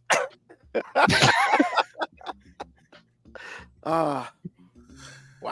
All right. There is no however. Oh well, yeah. You're right. There is no whoever, but I said however. So I stand by my statement. However. And Grizz, we can't hear you, so you did something to your microphone. Plausible deniability. We don't know what he's saying. We don't need to know. Hey, Grizz, we can't hear you. He telling us where all the bodies. We can't hear him. Yeah, he telling us where all the bodies at, but we don't need to know. That's right. There's that plausible deniability again. Oh man. However, all right, you and Nikki gonna be going at it. Nah, man, she wins. Marcus J. Yes, sir. What about you, sir? Well, my wife and me, we met in college, and we got married early in our early 20s. I was, you know, and obviously we're very different now. I'm 50. She's a little younger than I am. So if I was answering this question today, the answers would be similar, but a little bit different. But I guess for me at the time, my dad was really ill. Like, we almost lost him, like, ill. And my wife stepped up to kind of support me during a period of time where I was really struggling. And I'll be honest with you, had it not been for her, I probably would not have graduated from college on time, you know, because she stepped up for me in ways that I wasn't capable of. And she's shown that kind of trait, you know, throughout, you know, our life and our marriage together. So, you know, when something's like really hard, and I think it's about to be like, you know, the worst thing ever. Like, one time I lost my job. I came home until I lost my job. She was like, well, just go get another one. She was 8 months pregnant.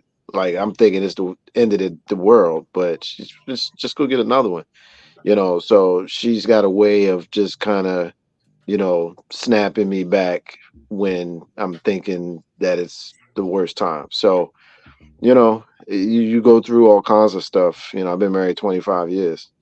So you go through all different kinds of, similar to what I was talking about with radio, you go through different types of incarnations of your relationship, because you got to have one of them. You know, like, you know, the marriage is the business. And, you know, she hates it when I say that. I don't really care. I used to say it on my show all the time. It is a business. They make you sign a paper to get in. They make you sign a paper to get out. It's a business. But if you find the business partner that you love and that you could kind of make a life with, then that's what's most important, the actual relationship that you have. Like, fuck they paper. I don't care about that shit. You know what I mean? And again, she does not like when I say that, you know, but that's how I feel about it. So that's just what it is. So, you know, find somebody that you can also tolerate that's pretty in the face. The body's going to go. You know, it's not going to be like what it was when you was young. She got to be pretty in the face and not stupid. And then you're onto something. Awesome. Thank you, sir. Big on the not stupid. Big on the not stupid. Big on the not stupid. You got to be at least as smart as me. And, you know, they don't just give degrees from where I got a degree from to Eskimos and Muppets. I don't know where the hell that came from. I don't know where that came from. Eskimos in the world, right? I said Eskimos catching strays, bro. I said Eskimos and Muppets. I don't know where that came from. Bro, like, I mean, I'm an Alaskan native, man. You just throwing Eskimos out there like that? Like, I'm just saying, man. They throw the cats in the hood away. They can throw an Eskimo away. Wow.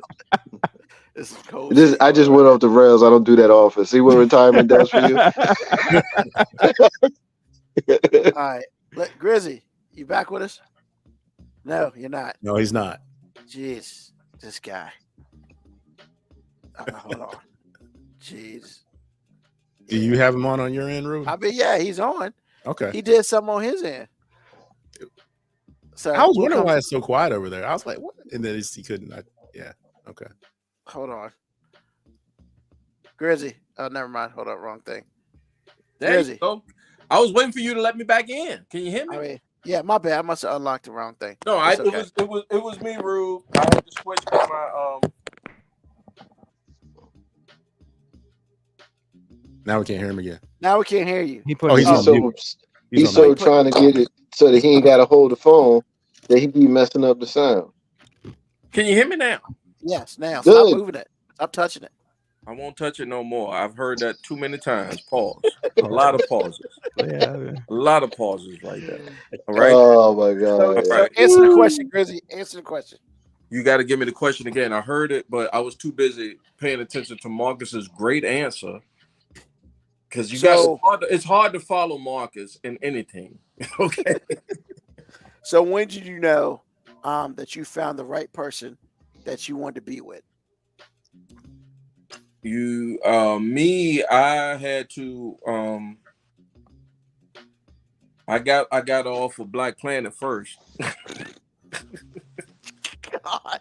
That's the joke.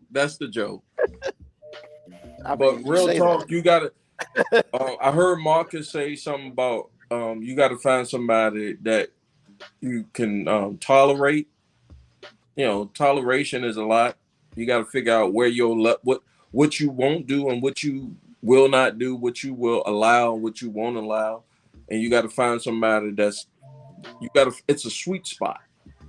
For me, it's a sweet spot. And when I met my wife, I said, I think this sweet spot is about as good as it's going to get. Cause I've been out there. So I said, well, once I explain to you that this is the sweet spot for me, I hope and pray that it's the sweet spot for you, because I'm sure I'm a hard person to get along with. You know, I'm not an easy person to swallow. And when she said, you know, we're not perfect, nobody's perfect, and I'm gonna accept you for warts and all, I said, God damn, I got me one. Because usually before I met her, everybody was like, I don't like your warts. You talk too much. You loud. You don't know what to say out your mouth. And I'm like, I can't help it. I'm just not a criminal. You know, I'd have been locked up by now for shit that I just said on podcast. So I'm lucky and fortunate. And when I thank God that I was fortunate enough to recognize that I got a real one. So it's your tolerance level. And I tell my sons, all three of my grown men I raised, I say, look, you looking for perfect. Ain't nobody perfect. Ain't not no man, no woman out here is perfect. But find somebody that's gonna walk this road with you. Gotcha. Good. I'll leave good. it like that. I'm gonna just shut up. All right, let's see here. Nikki, so no dating apps intolerance. So let's not forget a pretty face with intelligence. Got it. All right. So we're a little old school here. AG talks about boo love all the time. But when was it for you, AG? Tell the people. Tell the people. No, the funny thing was, I already knew she was the one when I wasn't attracted to her romantically. Because when we were kids, I saw her date a lot of my friends. So I knew how she moved to start with. I was like, I want to get one of those. I didn't necessarily want her necessarily. We weren't romantic that way. But really, it's like when I got my shot, like 30 years later, it was like, okay, are you kind? Are you supportive? Are you that person that I saw you be when we were kids? Okay, that's the first box. And then I was like, okay, I haven't been the best judge of character. I just want to make sure, because when you're talking about marrying somebody, like Marcus said, it's a business. If you can gain or lose money behind it, and you, like you said, you got to sign a contract, this is serious. And I was like, okay, God, if this is what you want me to have, okay. If it's not, burn it all down. Because right now, I don't know if I'm looking at it from my own point of view, or did I just get me a real one? And here we are. So you answer my question. But really, I already knew she was a real one when we were kids, because no teenager moves quite that way. And for her to retain that, through life hardships and all that, and still be kind and supportive the way I needed her to be, then that's all I needed to know. So my moment was like in 10th grade. So I already knew. So if I may ask a follow-up question. Sure thing. If she had not dated your friends, do you think you would have come to that conclusion sooner about her? Or would you have tried to date her in high school? Well, that's a complicated question, but I will say this. We were best friends, so I knew her intimately, just not romantically. I think at that point, I didn't have the confidence enough to swing above my weight. That's something that I knew as an older man, that you just got to shoot your shot and whatever happens, happens. Because I think most men can attest to the fact that we feel as though if we're married to a really good woman, we're punching above our weight. Yep. Like Marcus said, if you find someone that's attractive, it's good in the face, and she's intelligent, or like you said, at least as intelligent as you are, and she is your counter, so y'all fit together like a hand and glove, you feel like you're punching above your weight. And I feel like that every day. I look her in the face, like when she gets out of bed to go to the bathroom, I'm like, damn, girl, you fine. So I'm punching above my weight. Anytime she does anything for me that I know a lot of these women ain't trying to do, I am punching above my weight. So 18-year-old me, 17-year-old me, 16-year-old me, I had confidence in a few things. Women were not one. And I tended to date that way. So I would take whatever I thought was available or I thought that I could have. It wasn't until I was older till I had like standards. Like, this is what I'm not going to do. I have so many jokes. I'm going to be quiet. And so that's how I got to this point. I just don't think I would have had the stones to be, like, girl, we need to be together because you're fine. No, I wouldn't have done that then. I think I did it when I was 40. I did it when I was 43. How long you been married, AG? Sorry? How long you been married? Actually, 9 years. It'll be 10 years next year. Shout out to your wife. Yes. Gee, the way you spitting that game out tonight. I mean, I think Ruben, your question is interesting because I think, I'm a big proponent in timing, man. I think two people can be right at the wrong time. And like I know, like I know for a fact, like just for fact, had I met Winter 2-3 years earlier, shit wouldn't have worked. You know what I'm saying? Like because I wouldn't have been, I hadn't been damaged enough. And I think, we talked about the whole Drake thing and spilling your emotions out. But I think kind of like what AG says, sometimes you've gotta work through your own personal damages before you can actually even appreciate the value that somebody else can bring to you. And I just know that I hadn't been damaged enough. Like I hadn't been depending on certain aspects for my partner to do because I was in a place where I didn't feel like I needed nobody for nothing. And then when I met her, I was in a place where there were times when I ain't have it. You know what I'm saying? Like I couldn't even be prideful and egotistical about it and be like, I got it. And she was always there. And that started off just when we were friends. That's kind of like what AG said, not even romantically involved. Like I was lucky enough to know her, which is also why it's wild. Cause like I said, she was there when I was not in the right place. And she saw how I moved and it wasn't the best way to move, but she was always there when I needed her.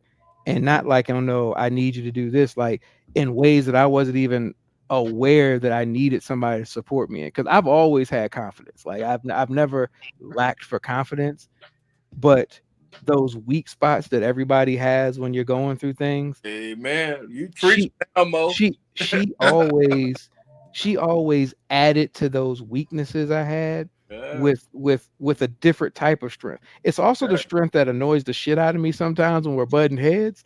You know what I'm saying? But it's the strength I fucking need sometimes. Like I need somebody that's stubborn and hard headed and does all those things because sometimes I'm not gonna do it.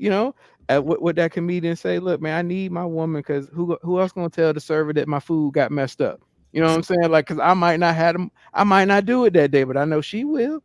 You know what I'm saying? She adds the strength to where I had the weaknesses. And if I'd have met her before, I mean, me and her have joked about it before, because I definitely didn't fit none of the standards of the people she wanted to be with. So I can tell by the way you give out this game by G. I'm just saying, if I'd have met her earlier, we wouldn't have worked. We might have still been good friends, or we might have been people that had a good time for a short time, but not a long time. You know what I'm saying? Be like, hey, this ain't gonna work. But she caught you at the right moment. Right moment, man. And I believe, I think a lot of people out there saying, I gotta find my person. No, you gotta find the person at the right time. Because you can find the right person when you ain't ready, or when they ain't ready. And now you look at that person like they bad, or they look at you like you bad. It's like, no, y'all just weren't ready. You know what I'm saying? You didn't leave that thing in the oven long enough, man. You didn't put enough seasoning up there. Like it's got timing matters. And AG, you talk about it all the time. Yeah, AG, you talk about it all the time. You got with your wife later on in life. And yeah, y'all knew each other early on, but that gap and all those experiences that happened beforehand were important.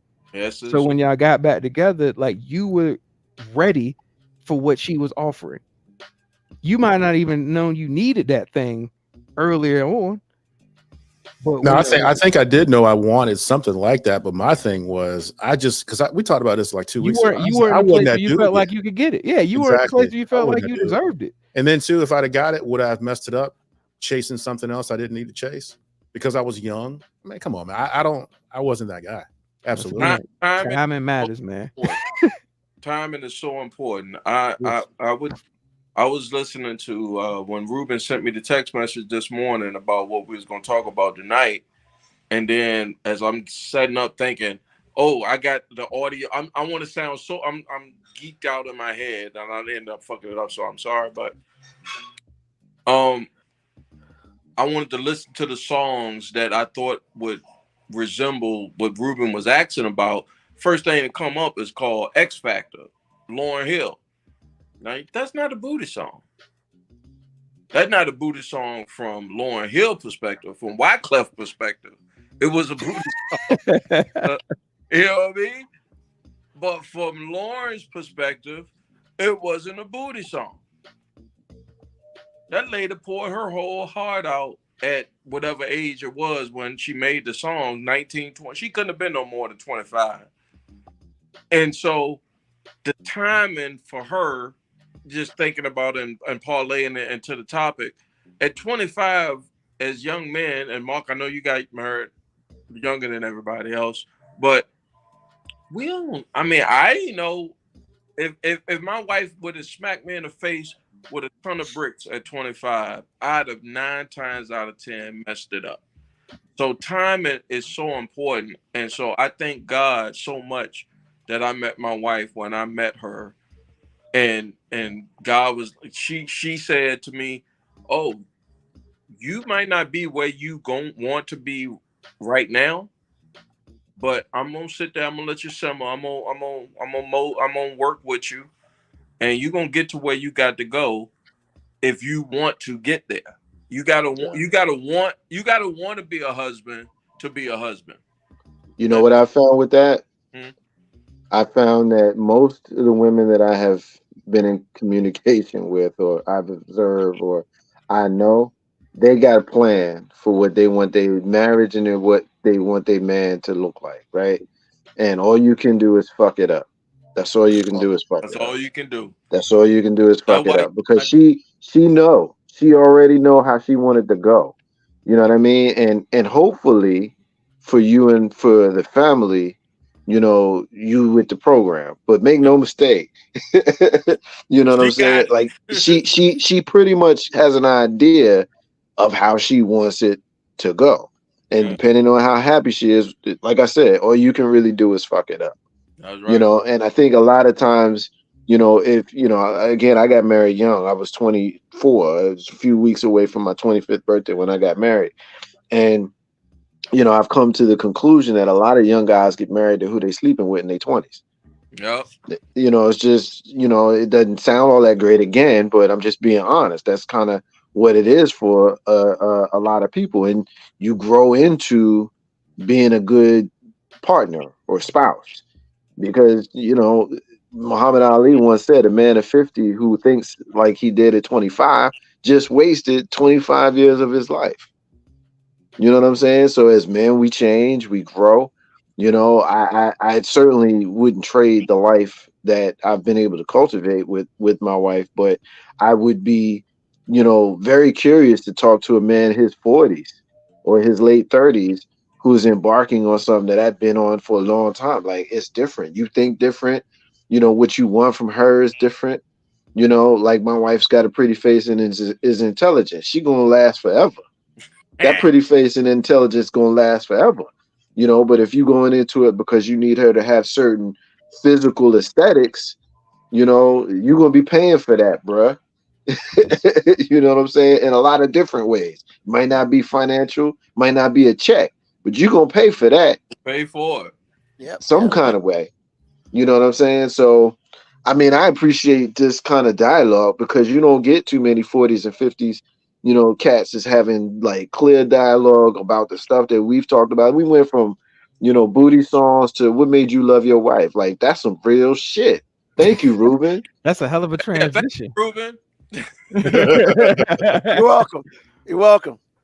So, wow, man. Like, we're gonna get to these real quick, and then we're gonna move on. Black Patricia Adams saying, you know, that's it. She had the right one, but it was the wrong time. She wasn't ready to settle down and spend life with one. As soon as they were both ready, have 4 months of pure happiness. Then a day before her birthday, he passed away on 12/23. That night, they found the ring and the note he wrote to me. He was going to ask for her hand on Christmas. Oh, damn. Ouch. That's hard. Sorry to hear that, man. I mean, we've heard that story, but we ain't hear all of it. Yeah. Oh, shit. I mean, that's the thing, right? Like, you know, first of all, thank you, Black Patricia Adams, for basically entrusting us with a story like that. I mean, because that's just, yeah, that's the heart. That's the feels right there.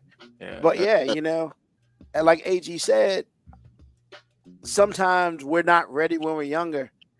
And as we get older, you know, hey, you got to, as AG didn't say, you got to shit or get off the pot, right? Truth. So, and sometimes it's just like that. And then Nikki was like, Grizz is right. You got to want to be a husband, because you can't be married living single. Okay. You got to want it. Yeah. I told my wife when I married her, for folks that's out here listening on your algorithm, Rube, I came into this situation expecting the worst. So because I got to be with you through thick and thin. Take all that what the pastor's saying and all that. I got to take you for the good and the bad. And I hope that we get more good than bad.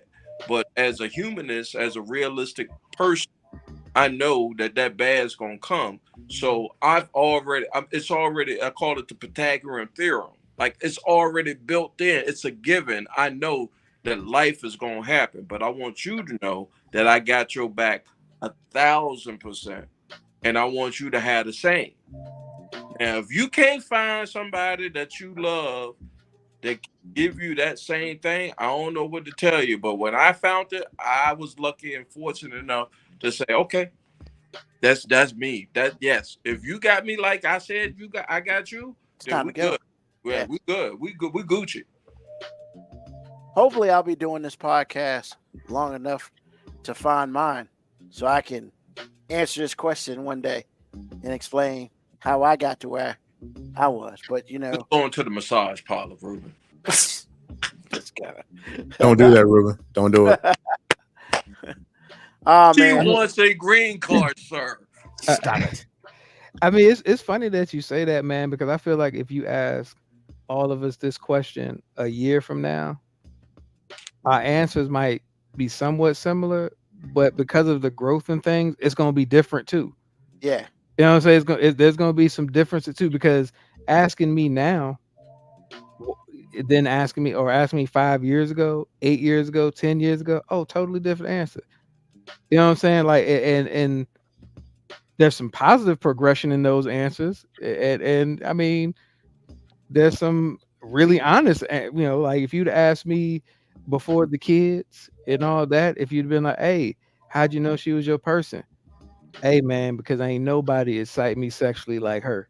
You know what I'm saying? Like once, like Mark said, like, we were very sexually driven. Like it was like, hey, man, she's beautiful. You know what I'm saying? She's beautiful, and then it was all the positive personality traits.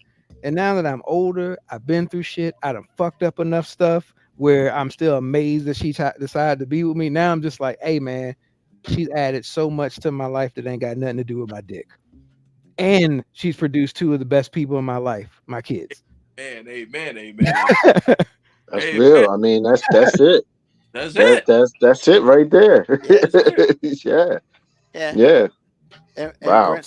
Brent said he found his on Taking No Shorts. Man, go ahead, B. With your ass. I ain't even gonna trip. You tripping, my G.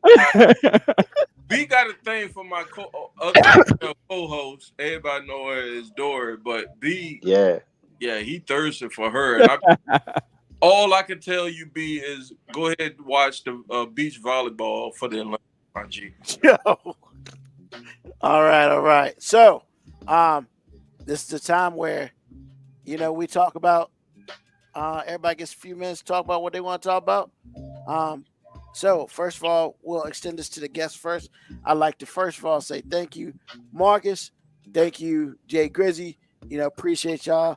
This is the third year we done this, man. And I hope we can continue to do this, and hopefully we can continue to do it more.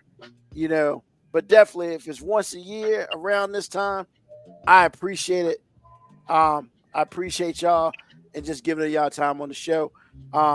We'll go ahead and start with Jay Grizzy. What's on your mind, Jay?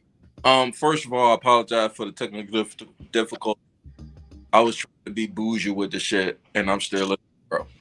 Okay. Thank you, Ruben. Thank you, AG. Thank you, Mo. Even though you was late, but you QB1, so you can get away with it. Yeah, I told you, y'all niggas was just early.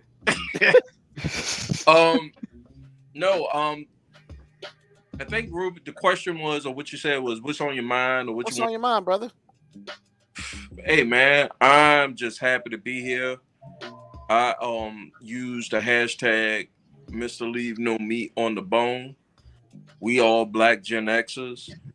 We all know that we got some common sense about ourselves, that we got a certain amount of time on this rock. And I can tell you this. I said this last week on my show. Everybody that know me gonna know where I stand. Ain't gonna be no misconception. Ain't nobody, because the way this internet is and the way this social media and the way this algorithm gonna go, if what you looking for, you gonna find it. You gonna find it. So I just want to put it down in perpetuity for my loved ones, my family, my homies, like Marcus J. Rube. Like, ain't no guessing. Ain't no need for no guessing. Thank you for having me as your guest. Thank you all for having me as your guest on your podcast, and make sure you check out Taking No Short. Peace and love. When can they find you on Taking Those Shorts, Grizzy? We live every Friday, 8:45 Color People time. Meaning, if I figure out this board right, we be right on time.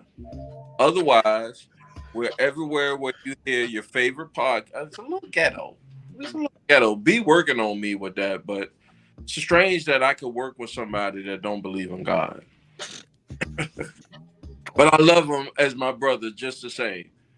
But every 8:45 CPT every Friday, and on all social media platforms, and Google, Apple, Spotify, wherever you get your favorite podcast. And this is why Mark say, get off my platform.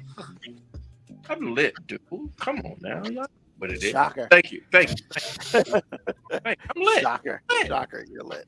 All right. Thank you, Gray. Thank you, Jay. You're lit too. I wish. Some things would make more sense. But yeah, I appreciate you taking some time being on our show today. Marcus J, man, what's on your mind, brother? First, I'd like to thank AG and MOB for allowing us to spend some time with our shared brother, Big Rube, and we bring our shows together like Voltron. So I appreciate it. I'm gonna hit on three actually. I'm gonna hit on three things real quick, and then I'll be done. The first thing that I'm gonna hit on is political intellectuality. Like I'm about tired of people with so many opinions and a lack of political savvy from people who should have common sense. People who say things like "I'm not with her," and they will break their neck to try to explain to you all the reasons why they with him, but they don't like anything about him because you heard them talk before. You just want to throw shade at the sister. And let's be clear, that's a sister. And we should be supportive of her. We should be supportive of common sense, and we should be supportive of democracy. And if you don't like her, fair enough. But the alternative is him. And if that's what you want, then so be it. But don't be intellectually disingenuous with the bullshit. Just say what it is you want to say. And most folks ain't. And so that's the first thing I wanted to touch on. Second thing I wanted to touch on is I'm about tired of seeing WWE hide Jade under Bianca Belair, because we know the reason why we're not seeing them on television right now is because Jade is awful in the ring. You got SummerSlam, the biggest pay-per-view of the summer, and neither one of them are nowhere to be found. And it's largely because Jade is awful in the ring. If you need a trainer, then train her. But to take Bianca off of TV because of it is just stupid. And I said 5 years ago, and y'all remember, because we had the conversation, that as much as y'all trying to throw Roman Reigns down our throat, it's awful. You need to turn him to the biggest, nastiest heel.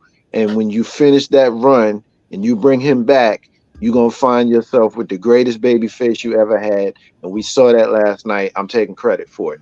And the last thing that I will say is if you don't have Netflix and you don't have Disney, then you're doing yourself a disservice, because if you ain't watched Supercell, then you're missing one of the greatest shows that I've ever seen, because I enjoyed it because it's black people with superpowers, and I'm just here for that. And the Acolyte will drop a jewel on you if you're a Star Wars person that you did not see coming. And if you saw it, you know what it is. I appreciate the opportunity to speak, and I am going to end it right there. So thank you, brothers. I appreciate you. No problem, sir. No problem. We appreciate Supercell is dope. Supercell. Is was that on dope. Netflix? Yes. Yes. I Gotta haven't see it, watched bro. it. Dope. I will watch it now because Even the way they explained how they have their powers, like dope. is it like The Dope. Boys on Amazon? It's not No. super. No. I give you a better analogy. Think that show Heroes from a long time ago that they Oh, had shit. that when it first Yep. came out it was great and then they blew it because it got too weird. Well, Yep. the first season of Supercell ended before it got too weird, so Hey, it's still boss, dope. real talk. I know Ruben the host said he got to take the show off, but yo, that's the best. What was the end of the show we used to do on Rants and closings. Yeah, no, what was the closes? That was the best, bro. That was one of the best. I appreciate it, brother. I appreciate you. Awesome. Once again, thank both of y'all for being on the show. Appreciate you very much. AG, man, what's on your mind? Two things. Us as content creators, journalists, anybody who can get an idea or a fact from the source, be sure that you are putting facts out there because you can start people on the road because they're depending on you to get it right so they believe that you're right. So understand that when you say stuff, because if it's untrue or unsubstantiated, then you cause something. Because it's a female boxer that people tried to make her a man, and then we taken off with a whole narrative about a man that's not a man. It's a woman. She was a woman the whole time.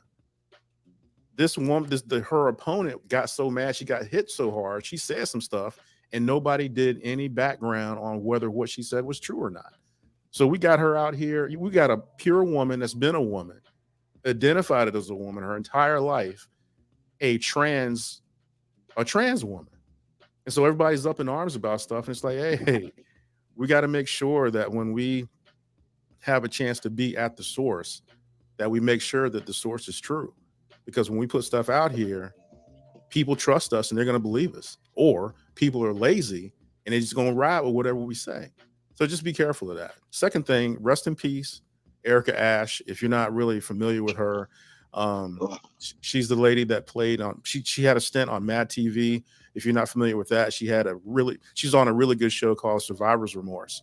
That's where I was first introduced to her. Well, my wife let me know that she passed away, or no, I heard that she passed away a couple of days ago. She told me why, and it was I think it was a cancer issue. I don't know what kind of cancer it was. She said it was breast cancer, so I'll go with that. It was okay. So it was breast cancer. So rest in peace, Erica Ash. I really appreciated what she had while she was living, and that's what I got on my mind. Awesome, man. Thank you, sir. Appreciate you. Mo B, man, what's on your mind? So today, before I went to this coaches meeting, went to church, and I often really talk about like messages that I heard at church that like resonated with me in the moment. Not that that doesn't happen, but something resonated with me today. AG and Ruben, y'all have pointed it out several times, and the pastor was talking about it, and he was like, a lot of times people mask their gifts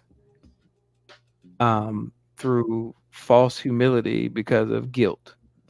And y'all always tell me that I'm the quote unquote franchise on the show, and y'all give me confidence. I call QB1, and the pastor said sometimes it's okay to accept your flowers, not because you want to feel yourself, but because you got to give yourself grace for your shortcomings. Because often I have a hard time hearing positive things about myself because I know all the shit about me. So sometimes I'm not very good at putting it in context and not, giving myself grace, and sometimes it's not even giving yourself grace. Sometimes it's just like acknowledging that, hey, you have weaknesses in your life that you need to, do better about. But just because you need to do better in some areas of your life doesn't mean that you're not worthy. And sometimes when I hear like comments and compliments, like the first thing I go to automatically sometimes is just, I'm not really worthy of this praise. And I'll never feel truly worthy of this praise, but I'm also doing a disservice to God by not allowing the gift that he's given me. If I make somebody feel good about things, that's not me. That's God shining through. Man. So that's not me taking credit for that. That's me giving God his flowers. Like, yeah, you know, I was created amazingly imperfect. Amazingly imperfect. Like, I mean, I can make you feel great on a day because of something amazing I did, or I can make you feel great in comparison to how flawed I am. But either way, it's a gift. So I'm just, you know, today I'm gonna try to get better, pushing on in life, like showing myself grace. And sometimes when somebody gives me a compliment, just shutting the hell up and saying thank you. So thank you for all the support that y'all give me up here. I mean, you know, I talked weeks ago about, like, you know, I deal with depression just like everybody else. I joke all the time, you know what I'm saying? I like making people laugh. I laugh all the time myself, but sometimes that's just because I ain't feeling it. So, you know, maybe I just got to give myself more grace. And I would encourage anyone out there, man, like, it's okay to not be perfect. And, you know, just because you know where all your skeletons are, don't mean you ain't got some angels with you as well. Amen. Amen. Preach. Wow. Preacher. Wow. How do I follow that up? You don't. I know, right? You just say what you better say and move on. So, first of all, as I always do, I like to thank all the listeners who listen to us, whether it be live or on the podcast that comes out sometime during the week. You know, I love this show. This show every year. One, because for me, it's a picture of my past. It's a picture of my present. And when I put the two together, I see that the future is great. So I'd like to thank all of y'all for being part of this. Number two, I don't watch a ton of documentaries, and I definitely don't talk about it on the show. But I would say before the show today, I watched the WWE Legends episode of Paul Heyman. And the one thing I got out of that, which, I mean, I'm curious about where they came from and stuff. I don't expect to get anything necessarily out of it. But we also have to remember that, you know, people who may be considered larger than life, or they have abilities that others don't, or whatever, they have to be special. But more importantly, we have to realize that we're all special. All right. So today, the thing I got out of it was he did what he wanted to do in his life, and that made him happy, regardless if it's working whatever job you're working. If that's the job you want to do in life, yo, you own that shit 100%, you know. And that's what he did. He even pivoted when that job was taken from him, started another business, super successful. But then when that job came calling back, he didn't just up and run. They had to convince him to go back. But that's not because he was being whatever. It was because he knows how much he's worth. So the one thing I want to say is everyone needs to know how much they're worth, you know. But more importantly, hey, if you do it for the worth, that's cool. But more importantly, you need to do it for yourself. You know, Marcus J was in this business for 13 years. You know what? He earned a right to call him to retire. And now he's enjoying the rest of his life how he chooses. I don't know how long I'll be doing this podcast, but you know what? It's the best part of my week. I look forward to it, whether I'm doing it by myself, whether I'm doing it with my people, or just whatever. And they'll tell you, canceling an episode, man, is hard for me. Like, really difficult. Because I just feel like in order to be great, you have to constantly work at being great. Bro, you the Cal Ripken of podcast, man. You don't miss no games, bro. I mean, Iron Man Ruben. I think, please. I think honestly, I've really missed like 2 podcasts out of the whole 236, but 7. You had wait a minute. You had 236? 237. This is man, give that man a round of applause. Y'all need a board to give Hey, him a round of applause. like I said, man, he the Cal Ripken of this thing, man. 236? Yes. Man, that's work. That's work. So, putting in that work. I mean, but you know what? They also said, if you love what you do, that's not work. And I love what I do. I can love tell this. you, if I get to 236, I'm quitting before I get to 236. I'm not getting to 236. Yeah, I'm not doing that. But I mean, it's one of those things, I guess, back to what I was saying is like, yo, whether you get paid to do it, whether you do it for free, whatever you do is always best if you love it. Because if you love it, you're more inclined to stay with it. And, I say this as well, and they all give me shit about it, but it's whatever. Like, this is the longest relationship I've ever been in. But I say that because for me, this ain't work. I do this. This is me. You get 95% unadulterated Ruben, as they'll tell you. I think it's 100, but they say that's not true.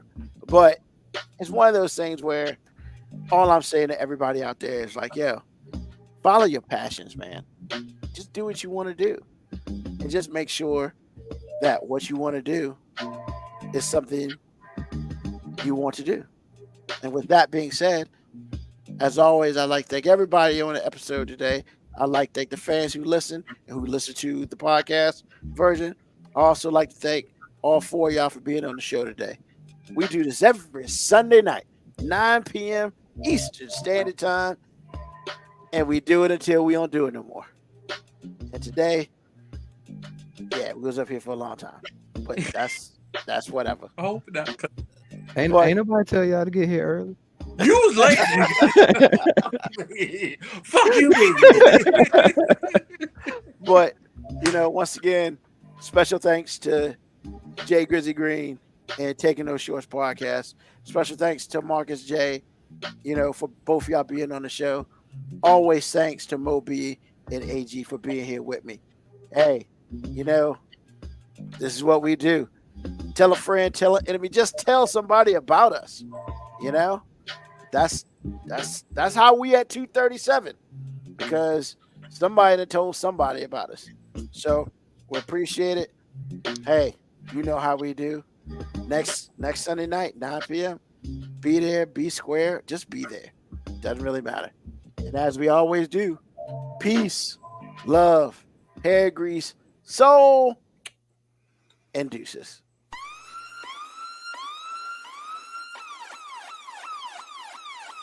Email us at 5minutewarning19@gmail.com. And also leave comments on Facebook and Twitch. Search 5 Minute Warning. Contact us on Twitter at AG_FMW podcast, at Newsman25, at FMW 2019. Contact us on Instagram, Moby 5 Minute Warning, AG_5 Minute Warning, Newsman25. You can listen to the podcast at Apple Podcast, Spotify, or wherever you get your podcast. Thank you for listening. This has been another episode of